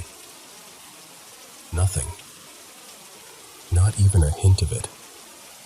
It was like the ocean had swallowed the evidence the second I looked away. By the time we finally gave up, the light was even lower, the water darker, and the adults were calling us back to the boat. We climbed aboard, dripping and breathless, and I couldn't stop looking back at the water like it might suddenly reveal it again, just to prove I wasn't crazy. We left that gulf not long after. And here's the strangest part. Over time, we lost track of exactly where it was. My mom remembers the general trip, the feeling of the place, but not the exact location. And honestly, neither do I. It's like that gulf exists only in the story now. But I'll never forget that moment. That pale circle in the sand, the flashlight beam, and the awful, unmistakable realization of what was staring back at me. To this day, it's still the story that comes up whenever we're all at the table. Someone will grin and go, "Tell them about the disappearing skull." And everyone leans in like it's their first time hearing it. And every single time, I still get that same little chill, because I know what I saw. I just don't know where it went.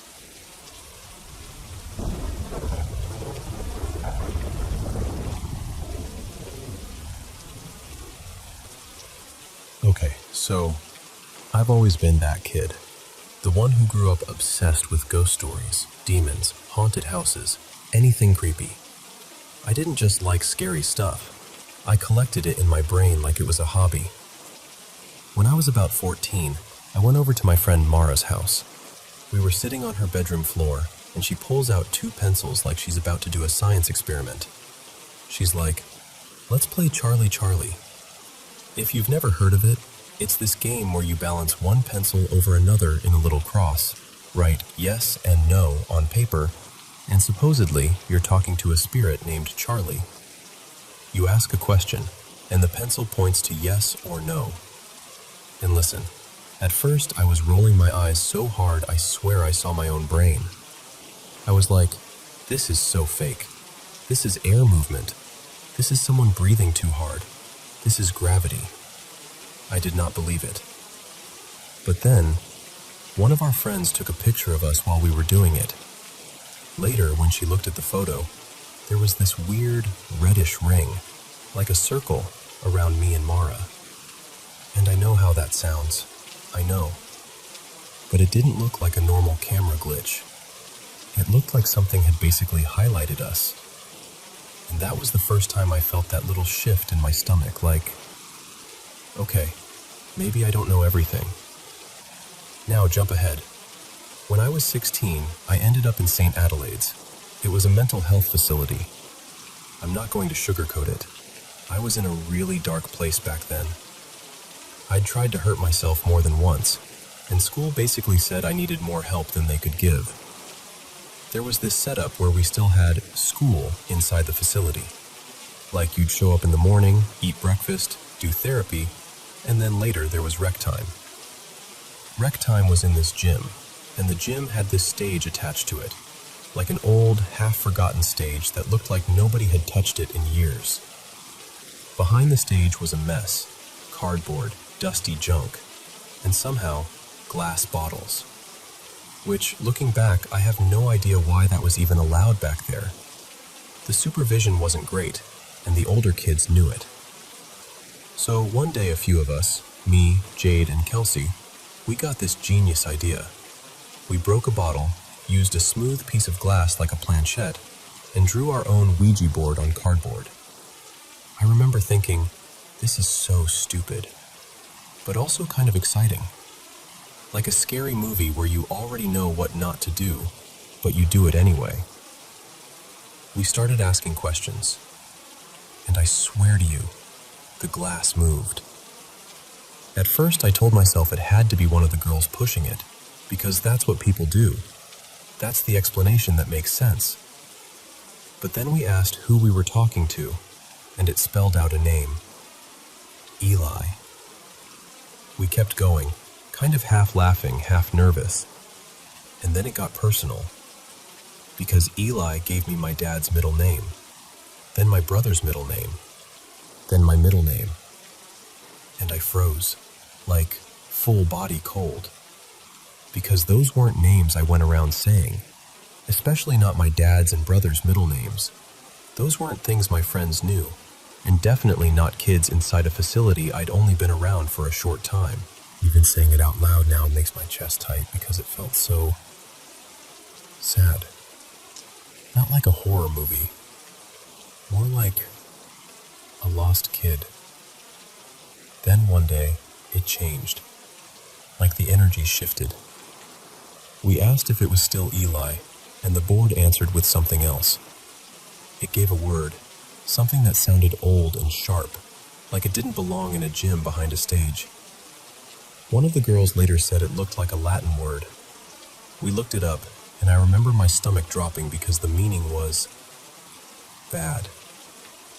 I can't even tell you exactly what it was now. I just remember thinking, oh, this is not the same thing.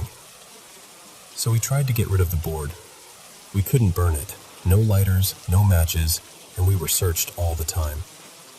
So we ripped the cardboard into pieces and buried it outside near the fence line, like that was somehow going to undo what we'd started. And then, months later, I got discharged and tried to go back to normal school. That didn't go well. I spiraled again, got admitted again, this time inpatient, and when I finally came home, that's when the weird stuff started happening. My parents' house had this heavy living room door. Not one of those doors that swings easily. This thing would drag on the carpet. If you wanted it shut, you had to really lean into it. One day I walked through and it slammed behind me. Hard. Like somebody had thrown it shut. I told myself it was a draft, or the carpet, or whatever. A few days later, my dad casually mentions, like he's talking about the weather, how the bathroom window slammed shut while he was in the bath. And he was confused because the window had that mechanism that holds it open, and it stuck sometimes because of old paint. It wasn't the kind of window that just slams on its own. My mom got really quiet after that, and then she looked right at me and said, "What have you been messing with?" That's the thing about moms. They don't always know the details, but they know when the air in the house feels wrong. So I told her. I told her about St. Adelaide's. I told her about the cardboard board. I told her about Charlie with Mara. I told her everything. My mom didn't yell. She just got this determined look and immediately called my grandma. That same day, my grandmother showed up with holy water. She walked through the house blessing doorways, corners, windows, the hallway, all of it. And my room? My room got the deluxe package, like she was not taking chances. And after that, no joke, everything stopped.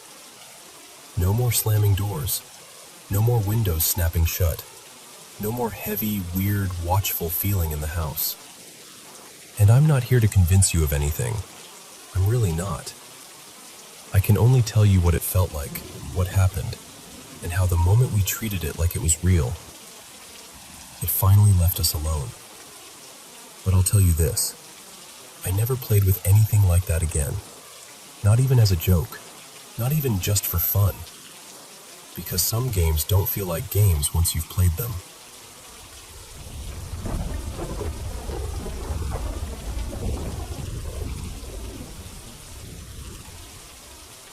Welcome back to the Paranormal M channel.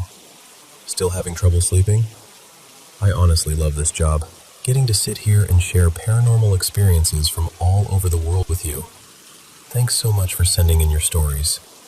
Don't forget to subscribe and turn on notifications. Alright, let's get into it. Okay, so let me tell you about a stretch of road outside a little town in northeastern Pennsylvania. The kind of place where the hills feel ancient, like they were here long before we had words for fear. People around there will point you toward this one winding cut through the woods. Locals call it Ridgeway Road now, but it's the same kind of old route you see all over Pennsylvania. Originally a wagon track, later paved, still narrow, still curving like it's trying to follow the land's memory instead of fighting it. And the legend? It starts in the late 1800s. The way folks tell it, a family was traveling home in a horse-drawn wagon one winter evening. Father, mother, and their little girl. The road had iced over, and there was this bend where the downhill drops off hard to one side. The wagon hit the slick patch, slid, and went off the edge. They say the father died right there. No last words, no chance. The mother survived, but barely. And the child was gone. Not passed away, not found later, just gone. vanished into the trees like the woods swallowed her whole. Search parties combed the area for days. Neighbors, hunters, anyone with boots and a lantern. They called her name until their throats were raw. And still, nothing. No tracks, no torn clothing, no sign she'd ever been there at all. So, naturally, the story didn't stay a simple tragedy. It never does. Over time, the road picked up a reputation. Cursed, haunted, wrong, whatever word you want to use. And now, if you look it up online, you'll find videos, YouTube clips, TikTok posts, people claiming the place does things. They talk about headlights flickering for no reason, car radios cutting out mid-song, like someone reached in and pinched the sound off, footsteps behind you when you're alone, especially if there's fog. That sensation, like cold fingertips brushing the back of your neck, quick and light, like a warning. And then there's the one detail everybody repeats, because it's just specific enough to feel real. They say if you stop your car on that road, roll the window down, and whisper, "I'll find you," you might hear a small voice answer from the dark, "Too late." Now listen, when a legend comes packaged with a line like that, something that perfect, something that cinematic, part of me immediately goes, okay, someone embellished this. Because of course they did. But we didn't go out there to make fun of it. We went out there because even exaggerated stories usually start from something. A sound, a sighting, a moment that made someone's stomach drop. And Appalachia, especially up in those northern ridges, has a way of keeping stories alive. The mountains around there are some of the oldest on Earth. People live close to the dark and the quiet. You still hear folks say things like, "Lock your doors," and not in a casual way, in a sincere way, like they mean it. So here's what the road is actually like. It's about 5 miles, more or less. Traveling west to east, the first half climbs and wraps around a hill with sharp turns that come up quick. On one side, especially near the climb, you've got this steep drop that runs down toward the river valley. On the other side, the ground rises hard into rock and shale and trees. Everything feels tight, close, like the road was carved out with no room to spare. And what struck me right away during our daytime walkthrough was this. In that first half, the terrain is rough enough that you're not casually strolling through those woods. It's steep, rocky, and honestly uncomfortable. Not impossible, but not inviting. But the second half? Different story. As you come down the hill, the land starts to level out. The road opens up a little. You get glimpses of fields, a few driveways. Houses set back just far enough that at night they're more suggestion than comfort. That section felt more believable for the kind of stories people tell, because someone could park there. Someone could wander the tree line. Someone could hear something and not immediately blame it on the road itself. So we decided to treat it like a real investigation. Not a ghost hunt show, just careful, respectful, and thorough. First thing we did, research. My friends, Cal and Junie, reached out to the local historical society, and we asked a simple question. Is there any record of a fatal accident on this road in the late 1800s? A wagon crash? A missing child? Because if it happened, there's a decent chance it left a paper trail. Death notices, family records, something. And the historical society out there? Meticulous. The kind of people who can tell you who married who in 1823 and where they're buried without blinking. They found nothing. No tragic wagon crash. No missing child. No father killed on that road. No record at all. Which doesn't automatically mean it never happened. Records can be incomplete. Names can get misremembered. But it did take a lot of wind out of the legend's sails. Next, we knocked on doors. And I want to be clear about this. That whole area is private property. We weren't about to creep around behind somebody's barn at midnight like idiots. So we introduced ourselves explained what we were doing, and asked permission to be near the woods after dark. Every single person we spoke to was polite. Some folks looked at us like we were harmlessly strange, which, fair. A couple mentioned they'd heard odd noises while hunting or checking animals at night. Nothing dramatic. No glowing figures, no screaming. Just sounds that didn't sit right. And honestly, the funniest moment was this older guy, an absolute classic farmer type, telling us he'd once heard something that made him decide, "Nope, I'm done for the night." And his wife was standing there teasing him like, "You just wanted an excuse to get out of the cold." It was oddly comforting. Like, whatever this place is, it isn't swallowing people whole. If anything, it's just giving folks a reason to laugh a little nervously. Then we did our overnight surveillance. We parked on the far eastern end of the road around 8 p.m. It was fully dark by then, winter dark, the kind that makes even familiar trees look unfamiliar. We had gear: GoPros, audio recorders, EMF readers, an infrared thermometer. We killed our phones, used handheld radios, checked in every 30 minutes. We split into 2 teams, 3 people on one side of the road, 2 on the other, moving slowly through the woods. And we had whistles as a backup in case radios failed. Simple signals: check your radio, look at messages, come here now. It was quiet. Not spooky quiet, just winter quiet. And the results? Nothing. No voices, no crying, no footsteps pacing behind us, no sudden cold spot that hit only one person. EMF stayed in normal range the entire time. Temperatures dropped as the night deepened, but evenly, exactly what you'd expect when you're out all night in freezing weather. We stayed out until sunrise, and the only thing we really collected was fatigue and a deeper appreciation for warm socks. But here's the part I don't want to dismiss. Even when a place doesn't perform for you, it can still feel old in your bones. That area has deep history, generations of families, long before that the First Nations who lived along the river, and all those layers of human life stacked on the same ground. So do I think there's a ghost child out there answering "too late" into somebody's open car window? I don't know. What I do know is, we didn't see anything. We didn't feel anything. And nobody we talked to seemed genuinely afraid. More like cautious, respectful, a little entertained by the mystery. Maybe the road only plays tricks on someone who's alone and already half spooked when the sun goes down. Maybe it's just a rural myth that grew teeth online.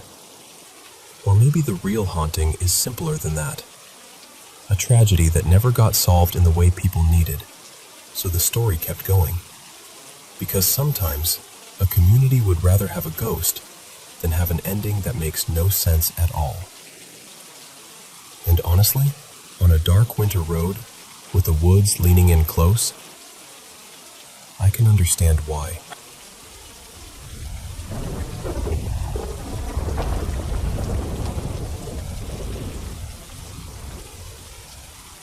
Hey, so I'm still not totally sure what this was, but it's stuck with me in a way that's hard to explain.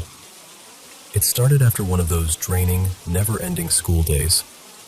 I came home completely wiped, backpack still on the floor, shoes half kicked off, and I just went straight to my room. I didn't even bother changing out of my uniform. I remember thinking, I just need 10 minutes, like a quick reset. So I flopped onto my bed, still on top of the blanket, lying on my back.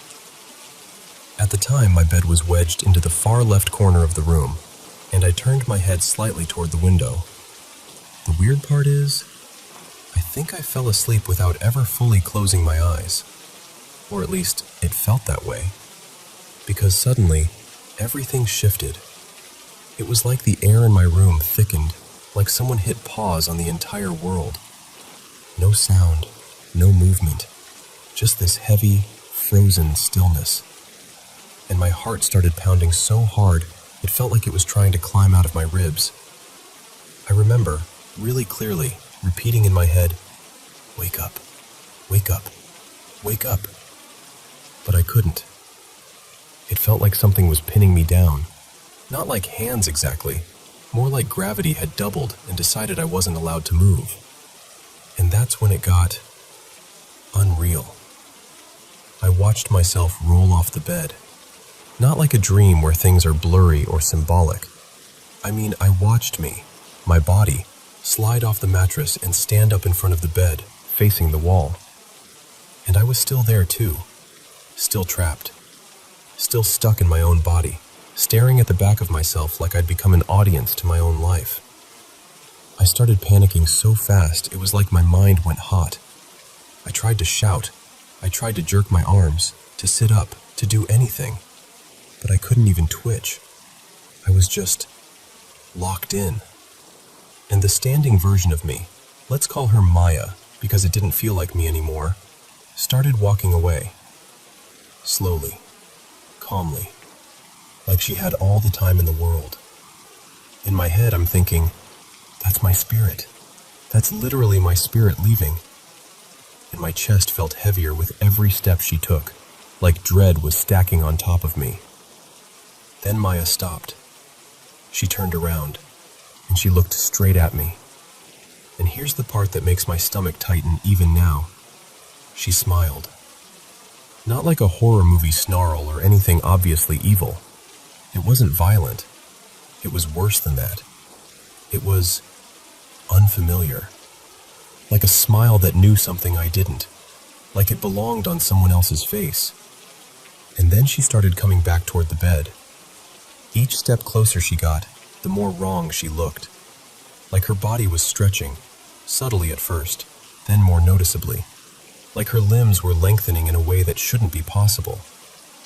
The closer she got, the less she looked like a person, and the more she looked like a shape pretending to be one. She came right up beside the bed and just hovered there, leaning in slightly, staring. No words, no blinking that I can remember. Just watching me like I was something she'd been waiting to see. I was screaming inside my head. I was trying to yell for my mom, my dad, anyone. But my mouth wouldn't open. It felt sealed shut, like my voice had been unplugged from my body. And then Maya leaned over me, bent at the waist, close enough that it felt like she was breathing on me. I couldn't see breath, but I could feel that closeness, the weight of it, the invasion of it. And I remember thinking, I can't do this. I can't do this. I can't.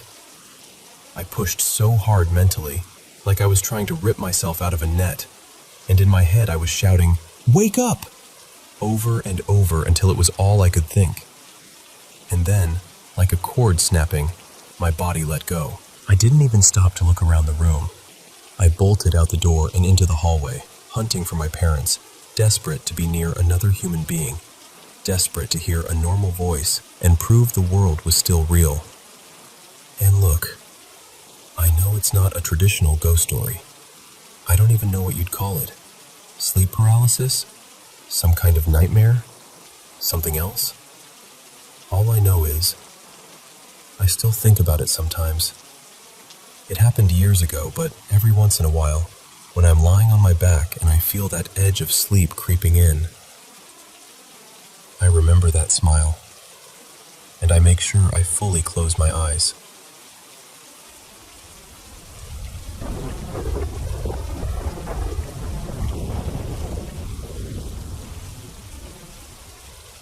So, this is one of those things I used to brush off, you know? Like, growing up, I'd hear little sounds in the house. Soft footsteps in the hallway, a scratch against the wall, a knock that didn't quite match the way people knock. And I'd just tell myself it was the house settling, or pipes, or my imagination being dramatic.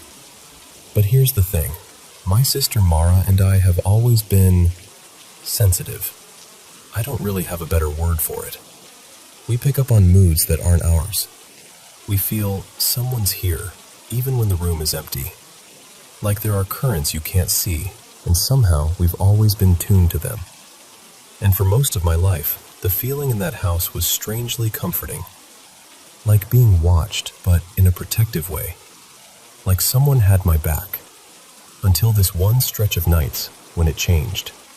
The same watching feeling turned heavy, cold, like the air itself got thicker, like something kind had stepped aside and something else had taken its place. I should also say, my sleep has never been normal. I've had these vivid nightmares since I was little, the kind that don't feel like dreams at all. They aren't horror movie gory, it's not that. It's worse in a quieter way. They operate on rules that don't exist here. The atmosphere is always wrong, like I'm in a world that looks almost familiar, but everything is tilted, and I can feel I'm not supposed to be there. And sometimes, in those dreams, I don't see people I recognize, but I'll catch it anyway. Familiar eyes in the wrong face. A presence borrowing somebody else's body just to get close to me. And if I ever become lucid, it doesn't feel like I'm taking control. Honestly, it feels like something notices. Like the moment I wake up inside the dream, something goes, "Oh, there you are." Mara's had sleep paralysis a few times. She told me she's seen figures during it, actual shapes. For me, it's never that clear. For me, it's the intrusion. The sense of something leaning in too close. And then there's the weirdest part, when I wake up. Sometimes I'll sit up and start talking, like I'm answering someone, but the words aren't mine. My voice sounds like me, sure, but what I'm saying comes out broken, scattered, like fragments of a conversation I wasn't supposed to be part of. My mom once told me my eyes looked empty when it happened, like I was home, but not fully back yet. Anyway, the incident. The thing that changed the vibe in the house completely. One night I woke up to the sound of a man sighing. Not like a normal sigh. This was thin, weak, almost like the last bit of breath leaving someone's lungs. It was so close it felt like it happened right beside my bed. I got up and checked the house. No one. Parents were out. The dog was asleep in the living room, far enough away that there's no way it was him. I remember standing there in the hallway thinking, okay, that was weird. And then just going back to bed like I hadn't just heard something exhale in my room. The next day, a relative, my great uncle, passed away. And at first, I didn't connect it. I didn't want to. It felt like tempting fate to even think it. But a couple weeks later, something happened that I couldn't shrug off. I was in my room late, more like early morning, maybe around 2:30, headphones in, just trying to calm my brain down with music. And out of nowhere, the entire left side of my body went cold. Not chilly. Cold like someone opened a freezer door inside my skin. I mean, I felt it against me. Like it was brushing my shoulder and neck. Like it was leaking into the air around my face. That was the first time it ever got physical, and I swear to you, my whole body went into this animal kind of fear. The kind where you don't even have thoughts. Just get away, get away, get away. The next morning, we found out my grandmother had been rushed to the hospital. Serious condition. The timing hit me like a punch. That's when the fear really set in, because it stopped being spooky house noises and started feeling like warnings, or echoes, or something arriving before the news does. And then it got worse. The following night, I went to bed exhausted, like the kind of tired where you feel heavy all the way down to your bones. I fell asleep fast. And then I woke up because someone was pulling me by the shoulders. Not a dream pull, not that falling feeling. This was pressure. Hands. A tug like they were trying to drag me out of the bed. I rolled over, fully expecting to see someone there. And there was nothing. The room was empty, silent. And this is the part that makes me sound insane. But I was so worn out that I didn't even scream. I just whispered, angry, half asleep. Something like, "Leave me alone," except harsher. And then I laid back down and passed out again. But after that night, the room changed for good. The presence became constant, thick, ugly. I started noticing shadows in the corners that didn't behave like shadows. Noises got clearer. Footsteps that stopped when I held my breath. Faint taps that felt deliberate. And over time, it became obvious it wasn't just one thing. It felt like three. One felt like a tall, elderly man, stern but not immediately cruel. Another felt like an older woman, softer, almost sad. The kind where you feel like she's watching from a distance. And then there was the third. The third felt wrong in a way I can't fully explain. Not scary like a jump scare, more like bad intent. Like walking into a room right after an argument and the air still remembers.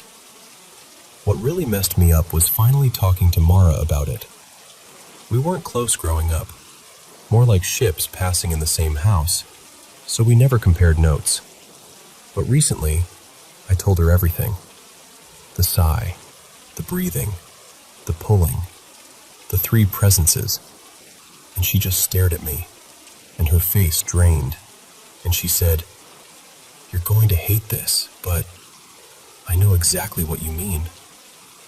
She described the same three figures, the same energy, the same nice one, the same old man, and the same one that felt purely evil. Like we'd both been living in parallel versions of the same haunting without realizing it. We even started wondering if it's tied to the area we live in. Like the town itself has a history that bleeds into certain houses. But honestly, that's its own rabbit hole. All I know is, when I go back to my parents' place now, and I walk into my old room, it doesn't just feel spiritually off. Sometimes I feel physically sick. A sudden nausea. A heaviness like someone put a weight on my chest. A chill that doesn't sit on the surface of your skin. It sinks into your bones and stays there. And there are nights where I'll be lying in the dark, and I can't even open my eyes, because I can feel someone staring at me so intensely, it feels like pressure on my face. And the scariest part? I don't want to look. Not because I think I'll see nothing, but because deep down, I'm afraid I won't.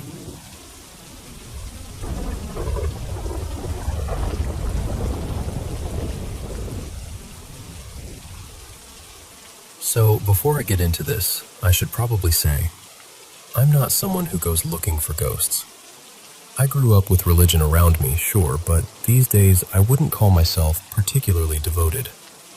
I'm not out here claiming I know what's out there.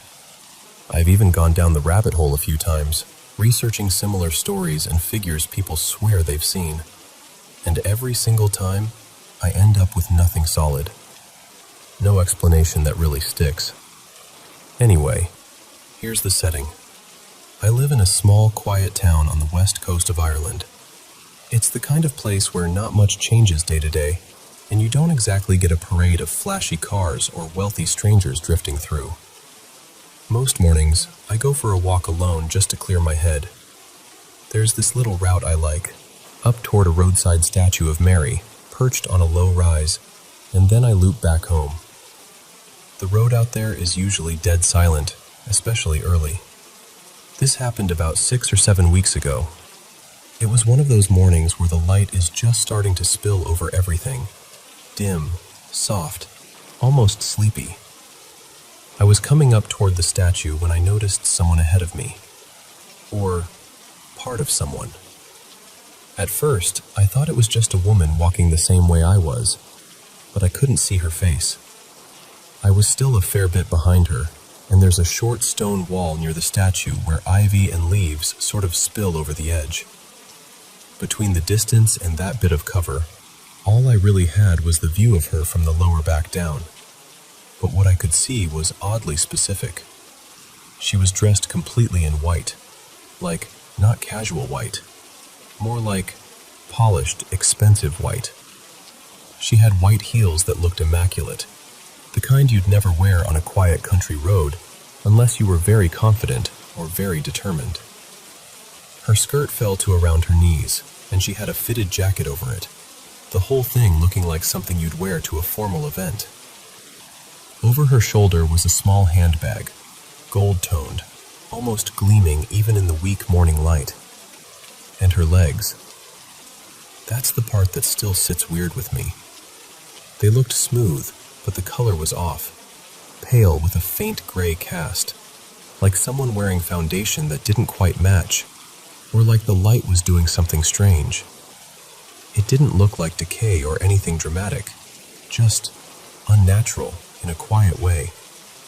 If I had to guess her age from what I saw, I'd say she seemed young, maybe mid-20s, give or take. Now, here's where it turns.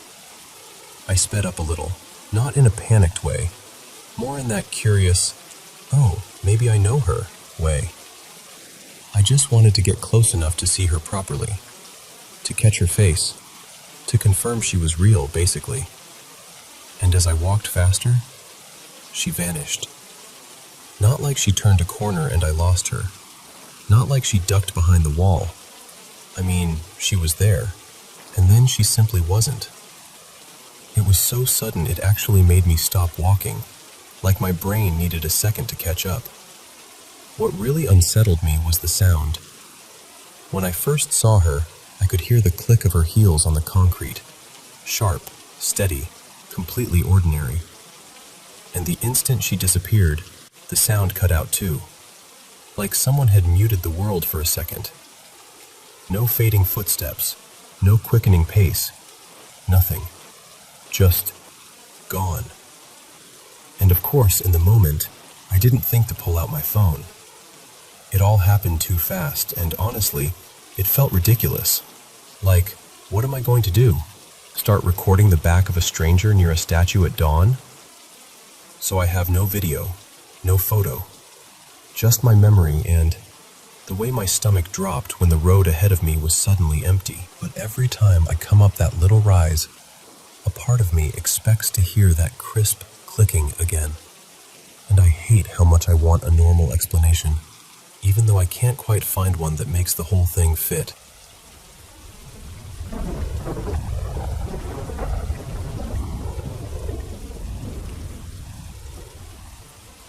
So when I was a kid, around 4th grade, my mom signed me up for this after-school biofeedback thing with the school psychologist. It happened once or twice a week, usually late enough that most of the building felt like it had already gone to sleep. They'd sit me down in this little office, stick these sensor pads on my forehead and scalp, and have me play these super simple computer games. Looking back, I think it was tied to attention stuff, like they were trying to help me focus or see how my brain reacted. But at the time, it just felt like, okay, guess I'm playing weird school games with wires on my head again. It was almost always just me and the psychologist left in the whole place. Mr. Klein, that was his name, I think. Calm voice, kind of soft-spoken. And once my session was done, I'd wait for my mom to come pick me up.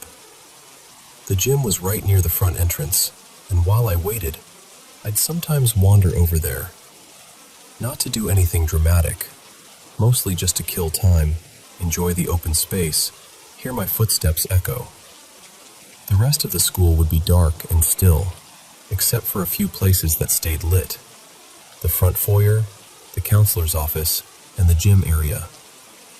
And then one afternoon, I walked into the gym like I always did, and I heard a little girl's voice, sharp and clear, like she was right there in the room. "Somebody help me!" It wasn't muffled. It wasn't distant. It sounded close, like she was maybe just around the corner of the bleachers or behind the equipment doors. My first thought wasn't ghosts. My first thought was, oh my God, someone's here. Someone needs help. I figured maybe a classmate was stuck somewhere, or someone got hurt, or somebody's parent brought them in and they got separated. So I yelled back, loud, trying to sound brave. "Where are you?" Nothing. I waited a second, and the silence felt thick, like the air itself was listening. I called again. "Hello? can help you. Where are you?" Still nothing. Not a whimper, not a shuffle, not a single sound to follow it. That's when I stepped back out of the gym and looked down the hallway and into the front area. The entire school was quiet, empty. The lights that were usually on were on, like always, but everything else was blacked out. Dark classrooms and long corridors with no movement at all. And I remember standing there thinking, how could someone be here and I can't hear anything else? I went back into the gym and just listened, waiting for another cry, waiting for any sign of where it came from. But it never happened again. Not that day. Not any day after that. And honestly, what haunts me isn't just the voice. It's the way it felt so real that I reacted without thinking. If I'd felt scared first, I don't think I would have called out at all. But I didn't. I just wanted to help. Afterward, I asked around in my own kid way. Later on, as I got older, I tried again. Looked for any story, any accident, anything that could explain it. Nothing. No rumor about a child. No "this happened in the gym" story. No memorial, no headlines, no whispers. Just nothing. There were these 2 locker rooms attached to the gym that everyone thought were creepy. They weren't used anymore. Doors shut, lights off, like they'd been abandoned on purpose. And I remember staring at them that day, thinking, could it have come from in there? Because really, that was the only place it could have been coming from. I think about it even now, how clear it was, how fast it disappeared. And what bothers me most is that I can't file it away as a misunderstanding. I've tried. I've replayed it 100 times. If that school were still standing, I swear I'd go back as an adult and just sit in that gym for a while. See if it ever happened again. See if there was some echo or vent or trick of sound I missed. But the building's gone now. They tore it down years ago. More than a decade, I think. And in a weird way, that makes it worse, because it means there's no place to return to. No way to test it. No way to stand in the exact spot and try to understand what I heard. Just that one moment. A little girl's voice in an empty gym. "Somebody help me!" And then, nothing at all.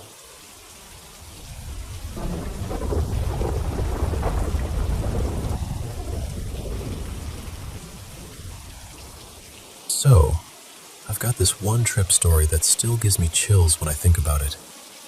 A couple years back, our school took a trip with students from grades 7, 8, and 9 to this resort near Chittagong in Nepal, kind of tucked away with forest all around. We reached around dusk, and by the time we dropped our bags, the sky had already gone that deep, heavy dark, where everything looks like a shadow of itself. At first it was fun. Everyone was hyped, laughing, acting brave. Someone was like, "Let's go up toward the jungle and explore." I went once with my junior, Rohan, just the 2 of us, and honestly, nothing happened. It was creepy, yeah, but normal creepy. But then later, we went again. This time a whole group, maybe 6 or 7 of us. Now we were all acting tough, mocking ghosts like idiots, doing that thing boys do when they're scared but don't want to admit it. One guy, Sujal, was recording on his phone, showing off how clear the video was, zooming in on trees and leaves like he was making some documentary. Everything stayed normal, until Aman, and I swear this is the exact moment the vibe shifted. He went and started peeing on a tree. And in our culture, you know how people say doing stuff like that in certain places can invite bad energy? Like it's disrespectful, and it attracts spirits. We even joked about it while he was doing it, like, "Bro, you're calling the boot now." But then Sujal suddenly goes, "Wait, what the heck?" He shows us the recording, and the footage is wrong. Like the whole video turns blurry and pixelated right when Aman starts peeing. Not normal blur, not shaking blur, More like the phone couldn't focus on reality anymore. And the weirdest part is, Sujal's camera is usually super sharp. It wasn't even raining or foggy, just clean air, dark forest, and suddenly the video looks corrupted. Someone tried to laugh it off and said maybe there's a signal jammer nearby, but we all just stared at each other like, a jammer? In the middle of a jungle? For what? We got back to the resort acting loud, trying to convince ourselves it was nothing. But once we settled in, the fear started creeping in, quietly. Later that night, a bunch of us decided to go back to that same spot, like a stupid fix-it mission. Someone suggested we should apologize, like properly, out loud. Another guy was like, spit on the ground and say sorry, because people say that kind of thing can undo disrespect. So we did, awkwardly, nervously, trying not to laugh. And that's when it got worse. Back in the rooms, we started hearing banging, like door banging, then glass-like clinks, then knocking, hard knocks, not soft ones. We'd jump up and run to check, and there'd be nobody. And it wasn't like someone could prank us easily either. The layout was such that if it was someone from the next room, they would have had to sprint and hide in seconds. We checked corridors, checked outside. Nothing. Then Aman, the same guy, started acting off. At first it was small, random laughing, like laughing at nothing. Then his face changed, like his mood kept flipping. He got aggressive, started talking weird, and then, this part still makes my stomach twist. He started taking his clothes off, like he didn't care who was there. We tried to calm him down, like, "Bro, stop it, what are you doing?" He looks right at me and goes, dead serious, "Who's standing behind you?" I turned around so fast my neck hurt. There was nobody, just the dark corner of the room and a wall. We got scared now. Not, haha, ghost scared, like real fear, where your hands feel cold. One of the boys ran and brought ash, just whatever we could find, and we put a mark on his forehead, like a protective thing. Someone started playing bhajans loudly from a speaker, like full volume, as if sound could push the darkness back. We kept telling Aman, "Focus on us, look at us, stay with us." But even with the prayers playing, the banging sounds got louder, like something outside was angry. At one point, 9 of us went together into the hallway, and 3 boys said they'd guard near the end of the corridor to see if anyone was messing around. I stayed closer to the group because, I'll be honest, I was terrified, like my legs felt weak. A few minutes later, those 3 came back looking pale and dead serious. No jokes, no smiles. One of them just said, really quietly, "We saw a huge black shadow. Not like a person, not like a prank, like a shape that didn't look normal." And then another weird thing happened. My friend Kieran suddenly said his leg felt heavy, like someone was pressing it down. He kept lifting it and shaking it like it was asleep, but he swore it didn't feel numb. It felt pulled. Later, one of the guys searched online about the place, like local ghost stories, old rumors, anything. He found stuff about workers dying in accidents around old construction in that area, and stories about certain stone sites nearby being connected to spirits. And the creepiest part wasn't even the stories. It was how perfectly it matched what was happening. Heavy legs, shadows, random banging, that oppressive feeling like you're being watched. Then, when we thought things were calming down, a massive bang hit near the window, like someone slammed something against the wall. We checked the time, 12:31 a.m. And I remember thinking, who even has the courage to prank people at this hour? Like it didn't feel human anymore. It felt stupid to even call it a prank. We finally told the teacher, and we also asked some girls if they'd heard anything. And the worst part? They said yes. They'd heard knocking too. One of them said she saw something dark and hairy-like near the doorway, like a shadow trying to lure attention. When multiple people say the same thing, separately, that's when your brain stops arguing. After that, nobody wanted to be alone, not even for a second. We ended up squeezing together like little kids, 8 of us somehow crammed into one bed, laughing nervously just to survive the moment. Like we were trying to turn fear into a joke, because if we didn't laugh, we'd probably cry. And yeah, we eventually slept, but it wasn't real sleep. It was that exhausted, scared sleep where you wake up at every tiny sound, holding your breath, hoping morning comes faster. Even now, when I think of that pixelated video and those bangs in the hallway, I just get this cold feeling like maybe we weren't alone that night.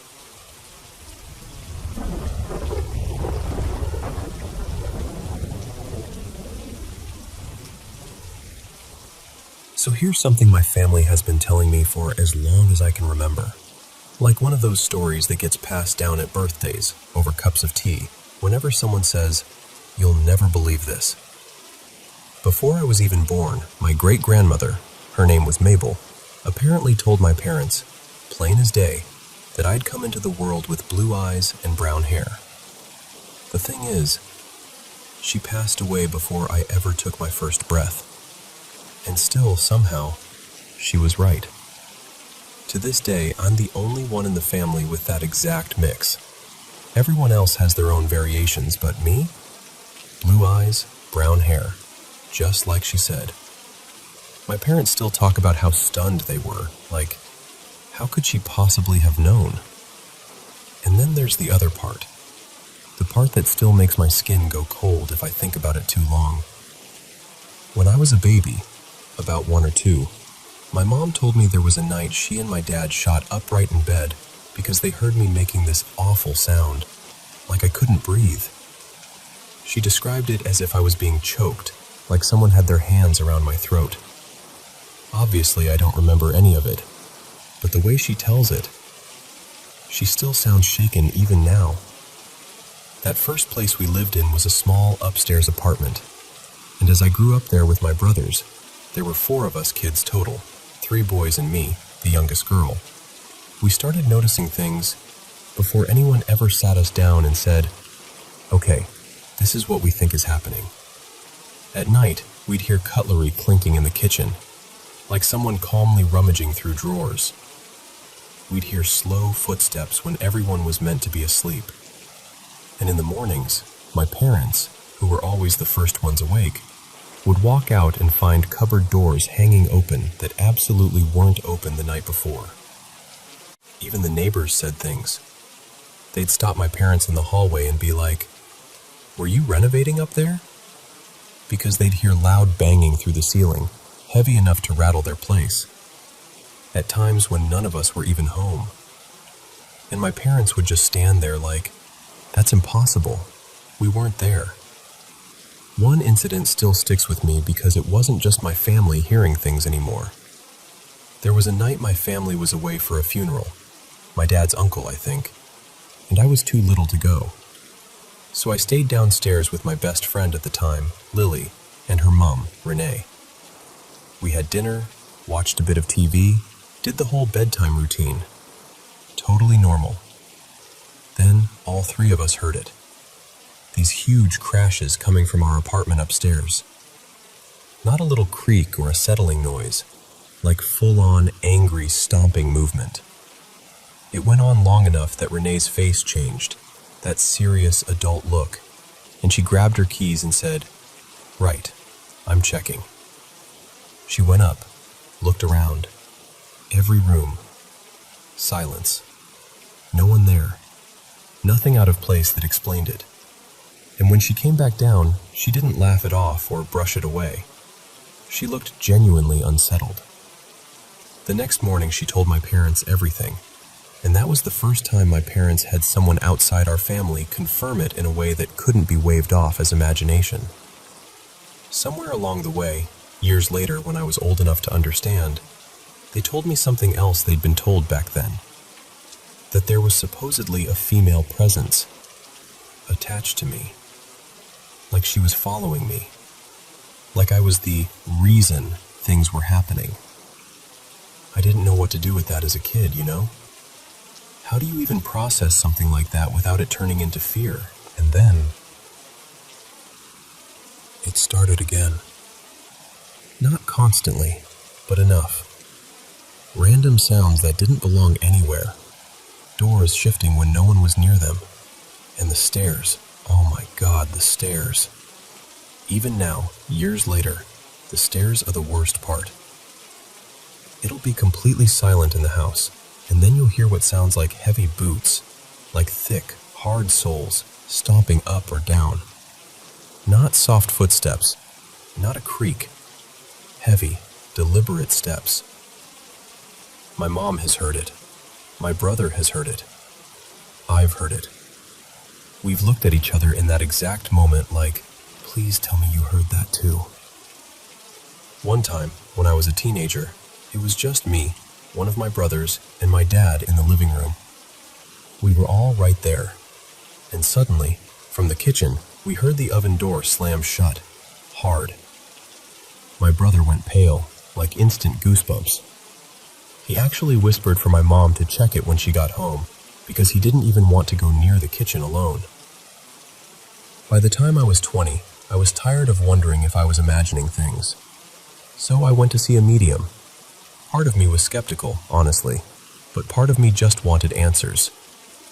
I didn't tell her much. I tried to keep it simple. And she said it anyway. She told me there was a female spirit connected to me. The same thing my family had been told years earlier, without me feeding her that information first. That was the moment it stopped feeling like coincidence to me. Not because I wanted it to be true, because I didn't, but because it matched too closely. Then later, when my now fiancé, Evan, moved in with me, he had no idea about any of this. None. I didn't want to freak him out, and I didn't want to plant ideas in his head. But after a while, he started noticing things. Little things at first, then bigger things. And one day he looked at me and said, "Does stuff like this happen a lot?" And weirdly, that helped.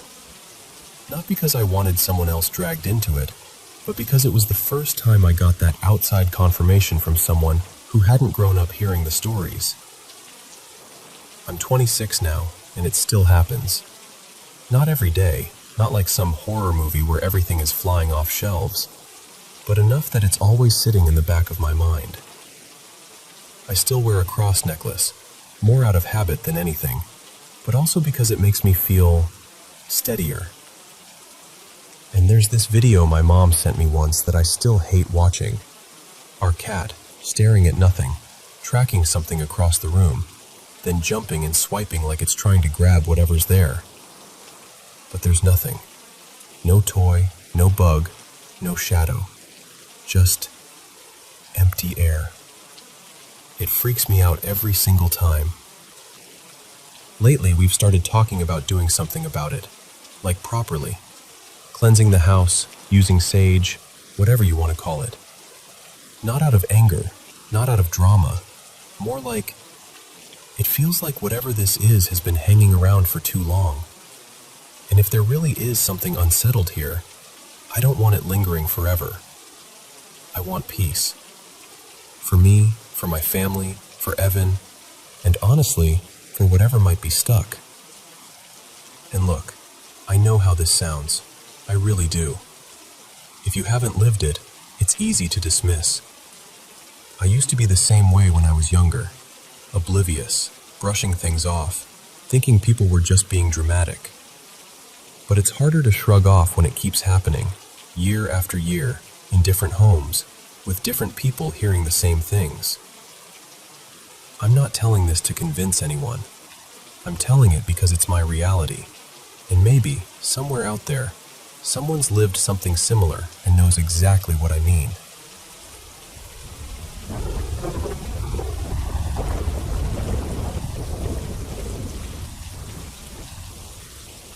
So, this happened a long time ago. something like a decade and a half back, and I still don't know what to make of it. To set the scene, we were living in this house that always felt off. Like not in a dramatic way where you're screaming every night, more like this constant heavy vibe. Even later, just driving past the place gave me that same weird, uneasy feeling in my stomach. Anyway, my oldest, Luca, used to talk about seeing a scary man outside the window. Sometimes he'd mention a little kid, too. I brushed it off at the time. The house wasn't far from a busy strip with shops and streetlights, and I figured it was just shadows moving through the trees. Reflections, that kind of thing. Kids imagine stuff, you know how it is. But then one night, I'm in bed, and I get that horrible sensation like I'm being pressed down into the mattress, like something heavy is pinning me. It wasn't the first time I'd felt it either, so I tried to talk myself down. Thought maybe it was that thing people get when they wake up suddenly, and their body hasn't caught up yet. After a minute, I finally managed to move. I sit up, shake it off, and I head out to the living room to clear my head. Not long after that, Luca wakes up absolutely losing it, screaming, crying, terrified. I rush into his room, and that's when I notice this helium balloon hovering near the window. One of those leftover party balloons, the kind that should be slowly sinking, not just hanging there like it's thinking. I pick Luca up and bring him out to the living room with me, trying to calm him down. A few minutes later, same thing happens with my youngest, Milo. Screaming, sobbing, full panic.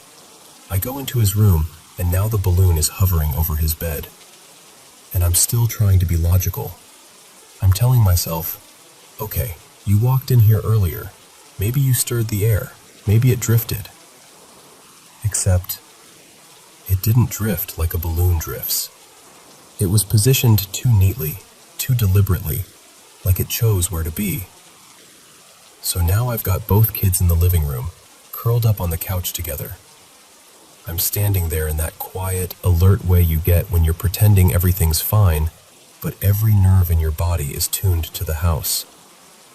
And then, the balloon comes down the hallway. Not bobs in the air kind of movement. It came down the hallway like someone was walking it toward us. Like an invisible hand was holding the string just out of sight, guiding it smoothly around the corner and into the room. At this point, my partner, Jade, was awake too. She was sitting up, watching, completely silent. The room felt frozen. Even the kids had gone quiet, like they sensed something was happening that they didn't have words for. The balloon floated closer to me, slow and steady, and it honestly looked like it was being presented, like it was coming to meet me. When it got close enough, I reached out and pushed it away, kind of a cautious shove, like, nope, back up. It drifted back toward the hallway, paused, and then started coming right back again. So I did it again, pushed it away, and again it returned. Not immediately, not chaotically, just steadily, like it wanted to come back to me.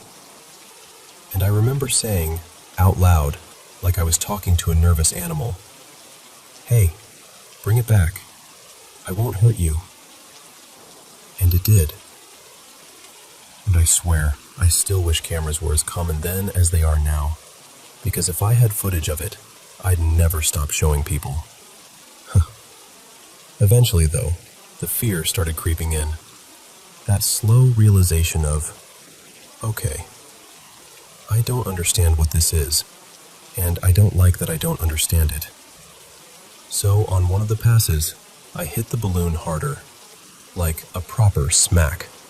Not playful anymore, more like, stop, enough. The second I did that, everything changed. The string went slack, like whatever had been holding it just let go.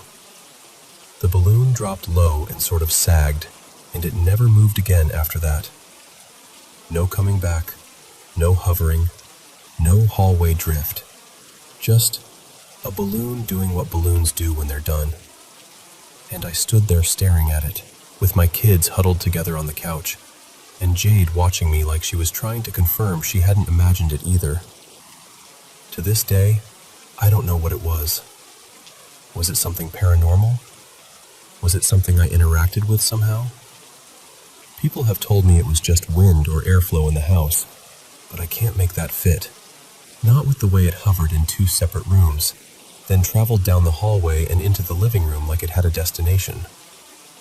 All I know is, that night stuck to me. It's one of those memories that never fades, because it didn't feel like a dream, and it didn't feel like a coincidence.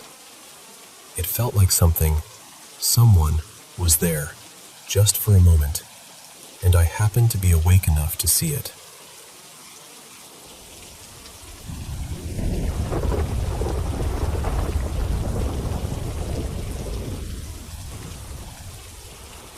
So, let me tell you about my granddad. Well, I'm going to call him Frank here. Frank was, honestly, a classically difficult man. Sharp edges, quick temper, a mouth like sandpaper, and somehow still one of the most loving people I've ever known. He'd had a brutal childhood, and he carried it like armor. The kind of man who built his life with his bare hands and made sure everyone knew it. He grew up in a family that was considered a problem from the start. His mom was Catholic, his dad Protestant, and back then that mix came with a lot of shame and cruelty, especially from the church. Frank hated the church for it. Not in a casual, eye-rolling way, no. This was deep, personal, scorched earth hatred. He told stories about being skint, proper poor, and still the church would show up like clockwork and take money from the little tin they kept by the fireplace. Didn't matter if the kids were living on bread and jam for days. That memory lived in him like a splinter he never let anyone pull out. And I'm telling you this because you need the full picture. Frank wasn't just non-religious. He was anti-religion, anti-spirituality, anti-anything that smelled like faith or fate. He mocked horoscopes, laughed at anyone who found God, and took genuine pleasure in shutting the door on religious callers mid-sentence. Now, jump to late 2016. I'm 20, home for a bit, staying the night at my grandparents' place. Frank is in his mid-80s and still frighteningly sturdy. He'd been a manual worker his whole life, and even after retiring, he moved like someone who didn't know how to be old. Deaf as anything from years on sites before anyone cared about ear protection, and he lived off stuff that should have killed a lesser man. Potato scones, strong tea, and spicy food that gave him heartburn he complained about dramatically while still eating it. I was his only granddaughter, and my whole life people had said, "You're just like him." Same stubborn streak, same way of standing your ground. I adored him. He was ill-tempered and hilarious and kind in this blunt, practical way. He wasn't soft with words, but you always knew where you stood with him. And I knew, without him ever needing to say it, that he loved me. We were outside that afternoon because that's where he was happiest. The garden was his kingdom. He could make anything grow. I'd inherited a bit of that, so we were out there together, hands in the soil, pulling weeds along the edge of the little pond. And out of nowhere, like he was commenting on the weather, he says, "I saw Hugh last night." I remember freezing a bit, still crouched by the flower bed, dirt under my nails. "Hugh who?" I asked. "Uncle Hugh?" He barely looked up, just kept staring at the ground like he could see something in it. "No, my brother Hugh." And his brother had been dead for years. So I did the obvious thing. I tried to make it normal. "You mean you dreamt about him?" Frank shook his head slowly, and the way his face changed, God, I can still see it. It wasn't dramatic. It was unsettled, like something had shifted under his feet. "No," he said. I was awake. He was there, standing at the foot of the bed, clear as day. Then he swallowed, like he didn't like hearing himself say it. He told me it was time to go. I didn't know what to do with that. I didn't even know what to say, because this was Frank. The man who scoffed at ghosts and fate and anything mysterious. The man who would have torn someone apart for telling a story like this at the dinner table. He just stared at the garden a moment longer and then said, quieter, "I don't know, lass. I just know I saw him." After that, life moved the way it always does. I went back to university, got busy, told myself I'd visit more. I didn't, and the guilt of that still pinches. Then, in spring 2017, Frank fell during the night and cut his arm. It seemed like one of those rough, old man injuries you assume will heal because they've always been tough as nails. But it didn't go that way. He ended up with a bad infection, sepsis, they said, and he died in hospital. No long warning, no gentle decline, just sudden. Even for a man nearly 90, it felt like someone had yanked a rug out from under all of us. And I miss him all the time. Not in a poetic way, in a constant, irritating, everyday way. Like reaching for a tool that isn't there anymore. I still wonder if he'd be proud of me. I hope he would. The older I get, the more I feel him in me. Driven, stubborn, sharp-tongued, but also fiercely protective of people. The kind of person who cares about workers, unions, politics, who gets angry when the world is unfair and can't let it slide. Now, this part. The morning after he died, the whole family was gathering at my grandparents' house. You know that feeling. Everyone moving around quietly, making tea they don't drink, speaking in half sentences because the grief is too big for proper words. I was driving up the familiar lane, the one I'd taken 1,000 times. And I swear to you, hand on heart, I saw him. Frank, walking along the side of the road like he always did. Same shape, same stride. Like he'd just stepped out for air. I slowed without thinking. My stomach flipped so hard I felt sick. And he turned. He looked right at my car, lifted his hand, and gave me that little salute he always did. Just a quick, casual two-finger thing. Like, all right, I see you. Then he was gone. It's still the strangest thing that's ever happened to me. I'm a logical person. I know grief can make your brain do wild, desperate things. I know how memory and longing can blur into something that feels real. But here's the part that gets me. I've lost people since then. I've grieved. I've been broken-hearted in other ways. And nothing, not once, has ever felt like that again.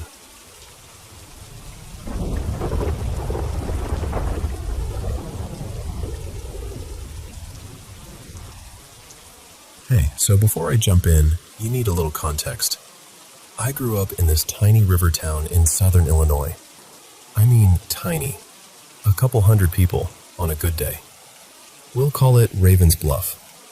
It sits right along the Ohio River, and there's this state park there with a cave cut into the limestone cliffs. The cave is basically the town's claim to fame, except the stories tied to it are... Old river folklore says pirates used to hide out near that cave.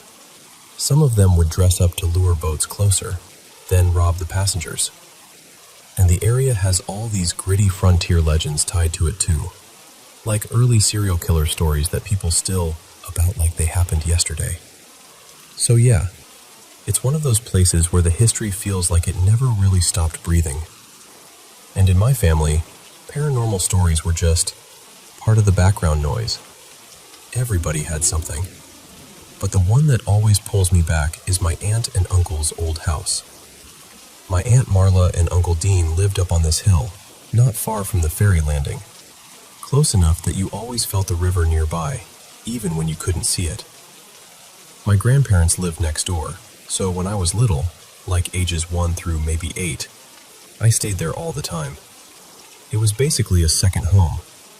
And almost every person in my family who spent real time in that house has a story they can tell without even thinking, because it's burned into them. Like this. Marla and Dean would be in the living room watching TV, and they'd hear the pull chain on the ceiling fan in their bedroom, that little click-click sound, and then the light would turn on. Not flicker, not dim, fully on, as if someone reached up and pulled it, and the fan was centered right over their bed. You couldn't reach that chain unless you were literally standing in the middle of the mattress. Another time, they were actually in bed, about to fall asleep, and it happened again. Same chain, same unmistakable sound. Then there were the days they'd come home from groceries and find stuff open. Doors, windows, cabinet doors. Not like one cabinet got left cracked. I mean a weird, scattered, someone walked through the place and opened things just to open them. And that's all their side of it. Mine started a little later, late 90s, early 2000s. I remember being there with Uncle Dean one afternoon, and he had this massive stereo setup. Tower speakers, big receiver, the kind of system that felt like it could shake the drywall if you wanted it to.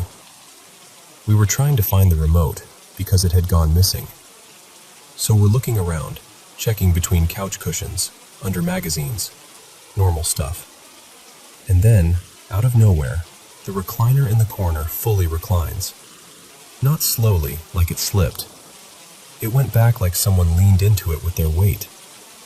And before I can even process that, the stereo turns on by itself and blasts up, like full volume. The kind of sound that makes your stomach drop before your brain catches up. Dean snapped to his feet instantly, like his body reacted before his mind could. He shut it off and just stood there for a second, breathing hard, staring at the recliner like it might move again. Neither of us said much after that. Not because we didn't have words, but because words felt useless. Another time, I was staying over with my cousins. I'll change their names too. Let's call my cousin Lena. We were kids, so we shared a bed like it was no big deal. We woke up in the middle of the night to their dog, an old spotted mutt, not even a guard dog type, just losing his mind. Snarling, barking, frantic. He was standing rigid, facing this rocking chair in the corner of Lena's room. And the chair was rocking. I remember my whole body going cold. I looked at Lena, expecting her to panic, and she just leaned toward me and whispered something like, "It's okay. Don't worry about it. Go back to sleep." Like she'd done that exact moment before. And I didn't sleep much after that, but I also didn't argue, because somehow the scariest part was how normal it seemed to her. But the one that sticks with me the most, like the one I still feel in my chest when I think about it, happened in the living room. I was there with my mom, Tara, visiting Marla and Dean. They called my mom into another room to show her something, some photo album thing, I think, and they left me sitting in the living room alone. At first it was fine. Then I got this sudden crawling feeling, like when you realize you're being watched, except heavier. Wrong. Like the air changed. I stood up and took a couple steps, maybe 2, maybe 3, and then it felt like something wrapped around me. That's the only way I can describe it. Not hands, not arms. More like pressure. Like I'd been caught in something invisible that tightened all at once. Everything went quiet, like someone hit mute on the world. I tried to call out, and nothing came. I tried to move, couldn't. Tried to scream, nothing. My mouth was open, and my lungs were working, but no sound happened. My body just refused. I have no idea how long it lasted. Seconds? A minute? Longer? Time didn't behave normally in that moment. And then my mom came back in the room. I remember her voice cutting through the silence like a rope being thrown to someone drowning. She asked me if I was okay. And the second she stepped into the room, it was like whatever had me just released. I couldn't explain anything. I didn't even try. I just started crying, full-on shaking sobs like my body needed to get the fear out somehow. I'm in my 30s now, and I still don't have a clean answer for what that was. Marla and Dean moved out when I was around 7 or 8, so it's been over 2 decades since they lived there. And for a long time, It stayed filed away as this haunted chapter of childhood that I didn't know what to do with. But recently, I had to go back home for a funeral. And this is the part that messed with me in a totally different way. My grandmother on my dad's side, let's call her Ruth, is the most religious, no-nonsense, straight-shooting woman you can imagine. The type who doesn't entertain spooky stories. Ever. We're sitting there eating after the service, and Ruth comes over, sits right beside us, me, Marla, and Dean, and she says, real casual, like she's asking about the weather. Back when you lived in that hill house, did anything ever happen that you couldn't explain? I swear the whole table energy shifted, because she has never asked anything like that. Not once in my entire life. So we tell her, just the basics, some of the things I told you. And as we're talking, I watch her face change. Like something clicked into place for her that she didn't want to admit existed. And then she tells us why she asked. Apparently the person living in that house now, the current owner, has been dealing with things too. Enough that he finally went to Ruth, through the church, basically asking if she knew anything about the house, or if she could help. That's when it hit me in this really unsettling way. It wasn't just our family. It wasn't just kids imagining stuff. Whatever was happening there, it outlived the people. So now I'm stuck with this split feeling. Part of me wants to go back, talk to the owner, stand in the rooms again, see if it still feels the same. Maybe prove something to myself, one way or the other. And that's honestly where I'm at, still holding the questions, still wondering what that house was, what that feeling was, and why it picked certain moments to show itself. And I'll end with the same thing I find myself asking anytime I talk about it. If you've ever lived near a place with a history that feels heavy, have you ever seen something you couldn't explain? And if you were me, would you go back, or would you leave it alone?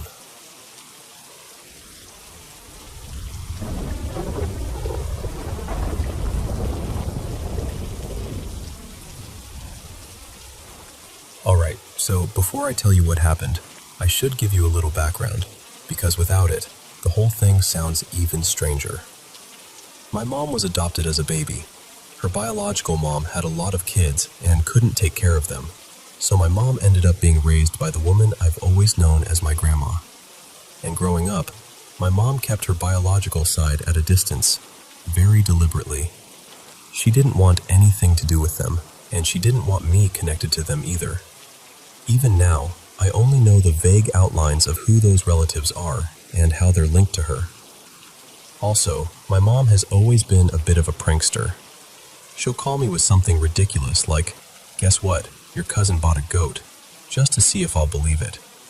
She'll laugh, all groan, and within an hour, she's admitting she made it up. My dad, though? Total opposite. He's not a prank guy. He's calm, serious, and if he's ever in on a joke, you can usually tell because he can't keep a straight face. That matters, because what I'm about to tell you is the one story my mom never backed down from. Not once. Years later, she still swears it happened exactly the way she says. And what's even weirder is my dad used to support everything she said about it. Until one day, he got really quiet and told us he didn't want to talk about it anymore because it made him uncomfortable. Which is so unlike him that it still stands out to me. Even my grandma, the one who raised my mom, confirmed what my mom told her right after it happened. And my grandma is the kind of person who rolls her eyes at nonsense. If anything, she thinks my mom can be immature, but she doesn't think she's a liar. One more detail that matters. The layout of the house I grew up in. My bedroom was on the ground floor, and my parents' room was directly above mine. From my door to the kitchen and living room, it was about a short hallway, maybe 8 or 9 meters. So if I was talking, it wasn't hard for them to hear. So, here's what happened. When I was about 4, almost 5, my mom was pregnant with my little brother. And for a stretch of time, every night at bedtime, I started talking to someone in my room. At first, my parents thought it was nothing. Little kid stuff, imaginary friend stuff. But it didn't stop. It went on for weeks. Not just a few minutes either. Sometimes I'd be chatting for a full hour like there was somebody sitting there with me, and I was genuinely engaged. Not giggling and being silly, more like having an actual conversation. After a couple weeks, my parents finally asked me who I was talking to.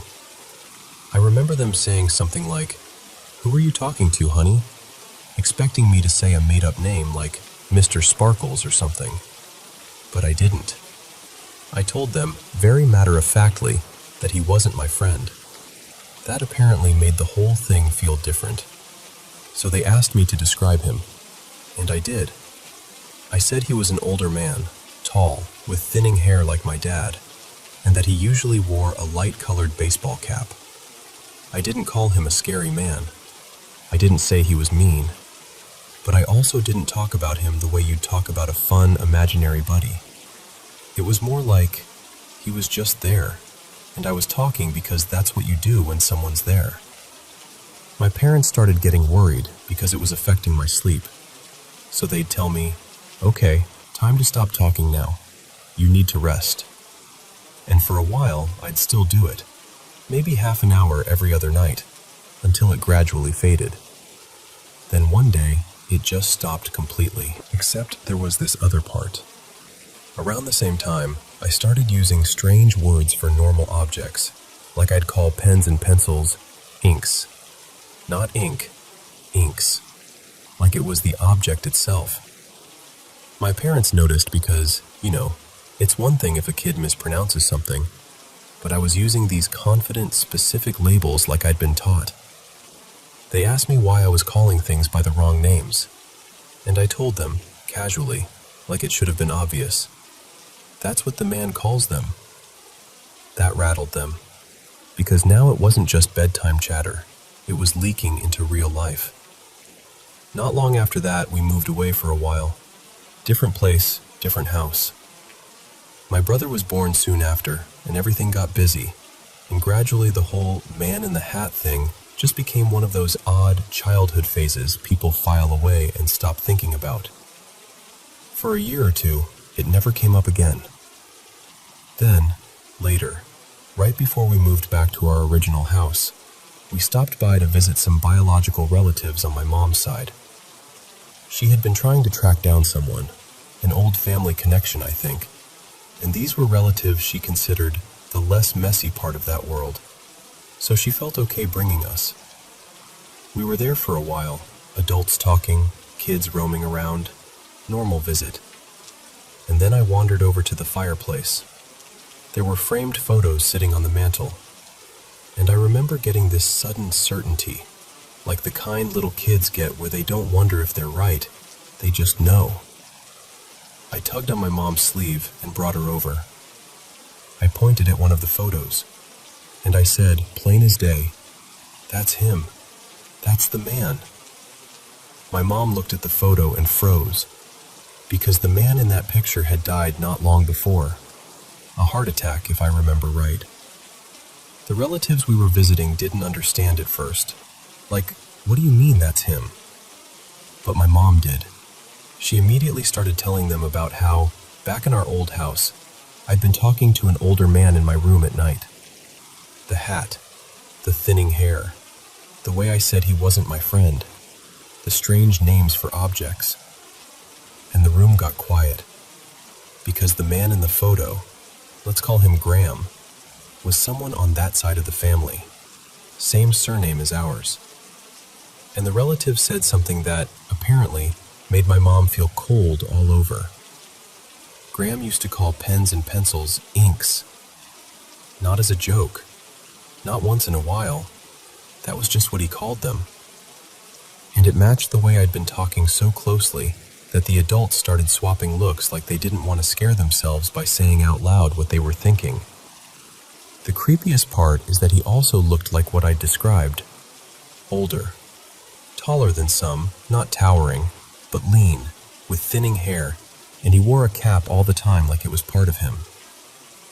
After that, My parents tried to make sense of it in whatever way they could. The theory they landed on, at the time anyway, was that because my mom's biological family line was kind of fractured, and a lot of the men either didn't want kids, or had disappeared, or changed names, Graham might have cared about the family name continuing. And at that point in time, when my mom was pregnant but my brother wasn't born yet, I was the only boy carrying that surname. So my parents' idea was, maybe Graham showed up because he wanted to see me. Like he wanted proof the name didn't end with him. Like he wanted to pass through, take a look, and, I don't know, make peace with something. So when I think back to this older man, this man in the hat, it's hard not to wonder if it was coincidence, or if there really was someone who came by for a few weeks, spoke to a little kid in the quiet of a bedroom, taught him odd words, and then disappeared. And what gets me every time is this. My mom is the kind of person who can't keep a prank going. If she's messing with you, she cracks and laughs, always. But this? She's never laughed, never winked, never admitted anything. She's just stayed steady. And my dad, who never jokes and never spooks easily, eventually couldn't stand talking about it at all. So yeah, that's it. That's the story. And I'm telling you because I genuinely don't know what to do with it. If you've ever experienced something like this, something that feels too specific to be random, I'd really love to hear it. Because I can explain away a lot of childhood weirdness, but I still can't explain him.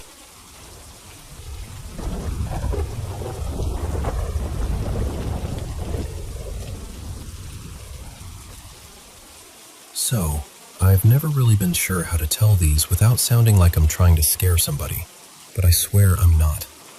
I just wanted to share some of the weird encounters I've had across my life. Little moments that stuck to me like burrs, even years later.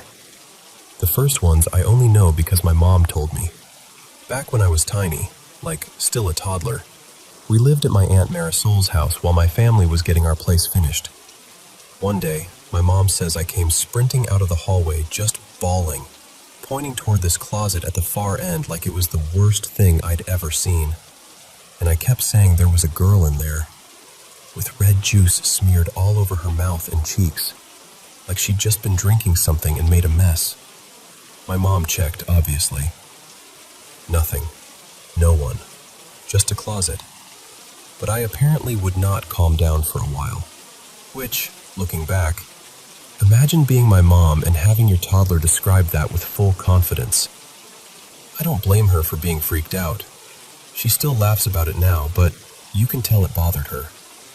Then there's this other thing I also don't remember, but it happened often enough that my mom brought it up more than once. There's a small, old graveyard on the road toward our current house, kind of tucked back behind trees. She said when we'd drive past it, I'd sometimes wave out the window like I recognized someone standing there. Here's the part that makes my stomach flip a little. Years later, my little cousin Toby, who had never heard that story, started doing the exact same thing. Same spot, same casual little wave like, oh hey. My mom said she got chills so hard she almost missed the turn. Another early one was when I was a little older, maybe first grade-ish. I was in my room doing homework after dark. We lived out in the country, and back then there weren't close neighbors and there was basically no outside lighting. Like, it got dark. My desk was near a window right in the middle of my wall, and I remember getting that weird, prickly feeling like someone was watching me. So I walked out to my mom, super matter-of-fact, and told her I couldn't do my homework because a girl was staring at me through the window. I can still picture my mom's face. She immediately went into protective mode, checked outside, checked the yard, looked everywhere. Nobody there. No footprints, no flashlight, no car headlights, nothing. And the thing is, if someone had been out there, you would have heard them. Our yard wasn't the kind of place you could sneak around without making noise. Now, the next stuff, These are the ones I actually remember clearly because they happened when I was a teenager. And weirdly, they almost always happened when I was home alone. The first one still pops into my head at the most random times. My family had gone out to visit friends, and I stayed back. I walked from the bathroom toward my bedroom, and as I passed the hall that leads into the living room, I glanced down it without thinking, and my body just froze. Because in the hallway, facing me, there were two translucent legs. Just legs, like someone had been cut clean in half, and whatever they were just standing there. Not moving, not walking, just present. I remember details that I wish I didn't remember. The pants looked like work pants, kind of a dusty tan, and the shoes were dark, like worn-in sneakers or work shoes. I didn't even wait to process it. I basically teleported back to my bedroom, slammed the door, and sat there with my heart pounding so hard I could hear it in my ears. Not long after that, there was another night I was home alone while my family was, again, visiting the same friends.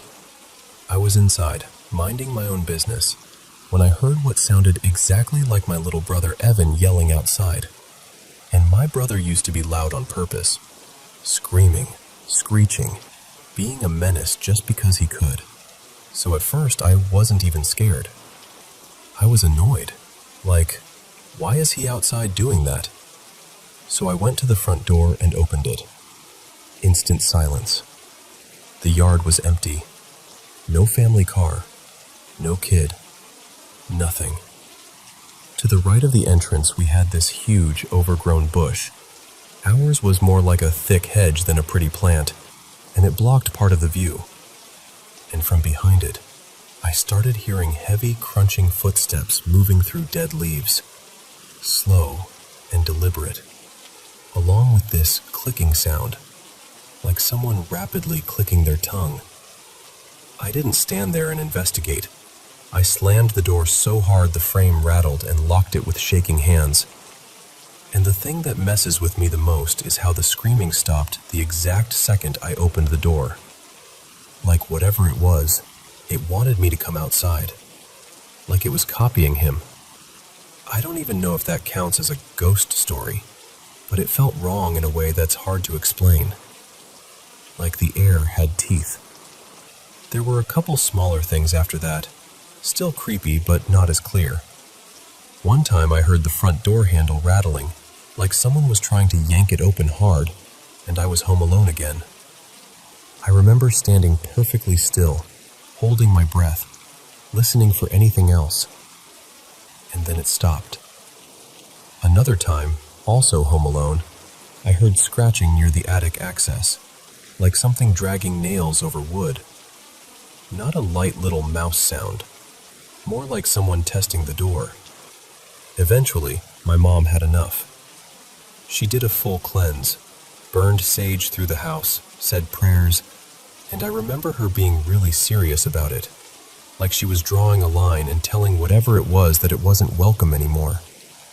And honestly, whether it was faith or intention or pure coincidence, things stopped after that. I haven't had anything truly weird happen in the house since. I know some of this sounds wild. I'm not trying to convince you of anything. I'm just telling you what I experienced, the way it happened, and the way it made me feel. And if you're listening to this thinking, okay, but I need details, trust me, I get it. I'm the same way.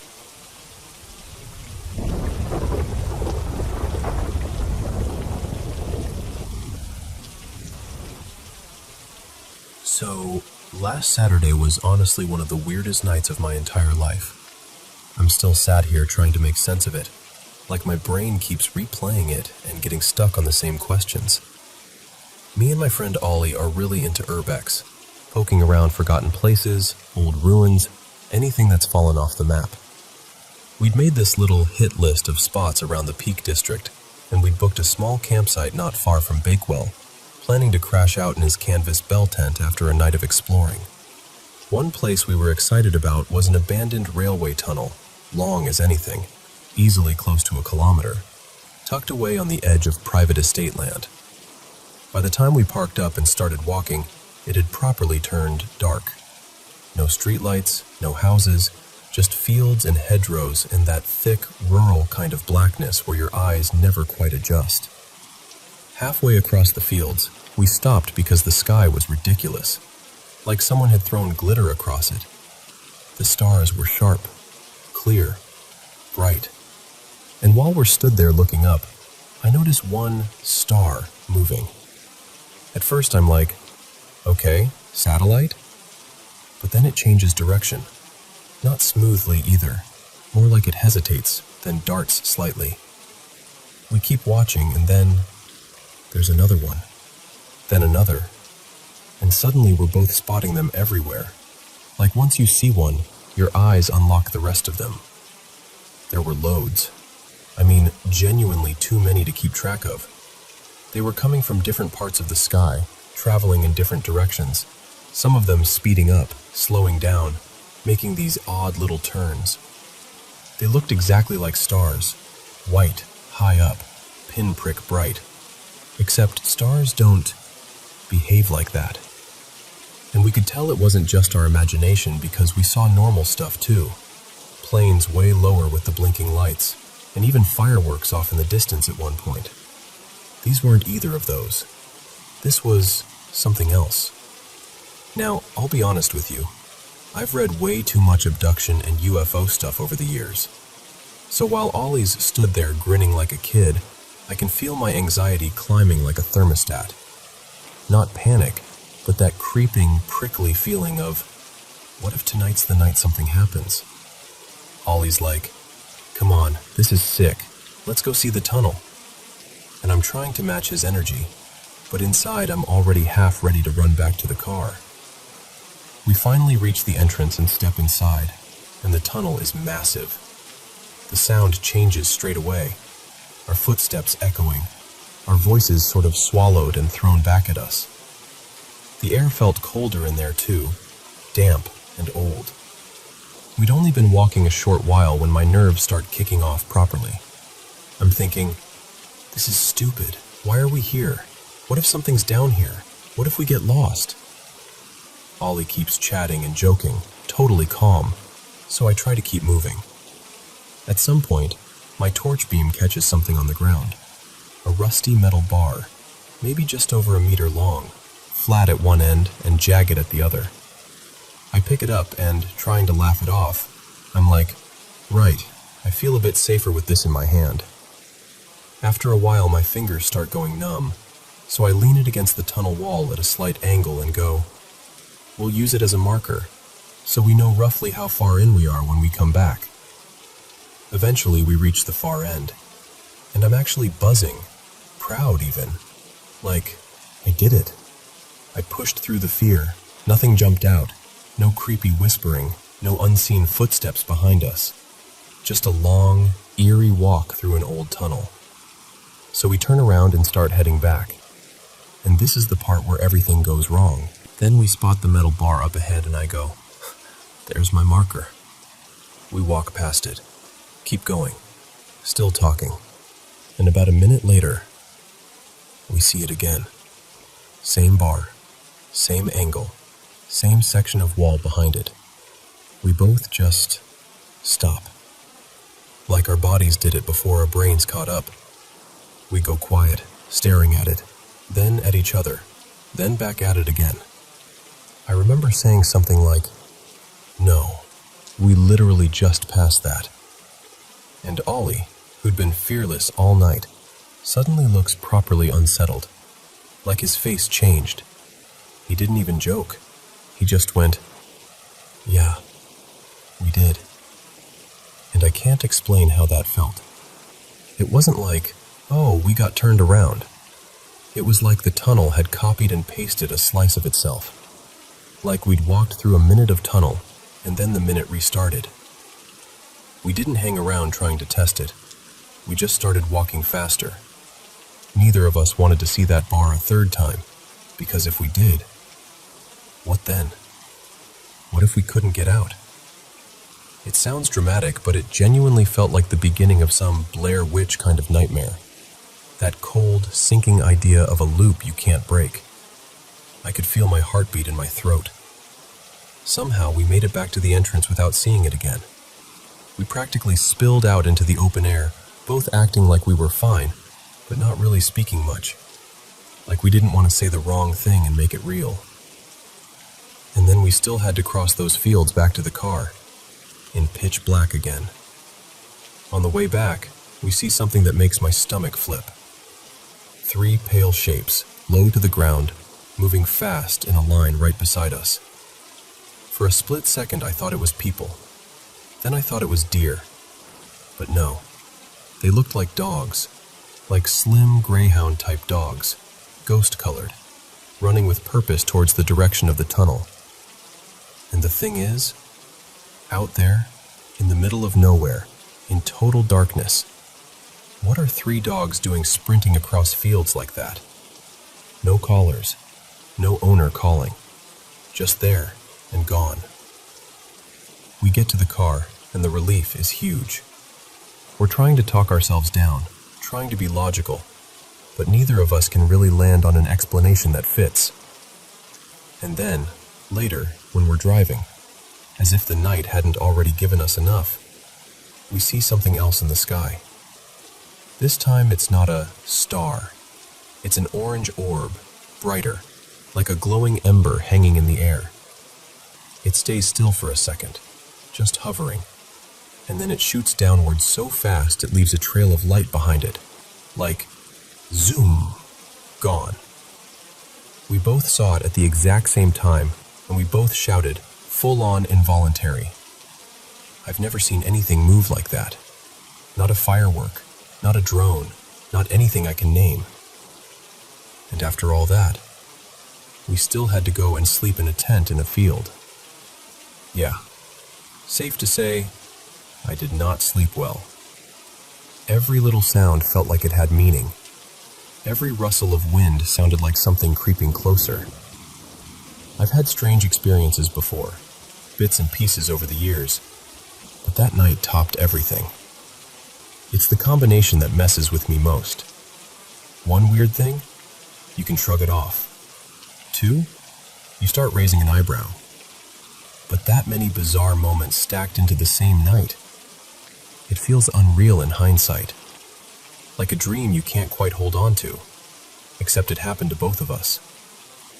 And every time I picture that tunnel, I keep seeing that rusted bar, leaning there, waiting for us, like it knew we'd be back.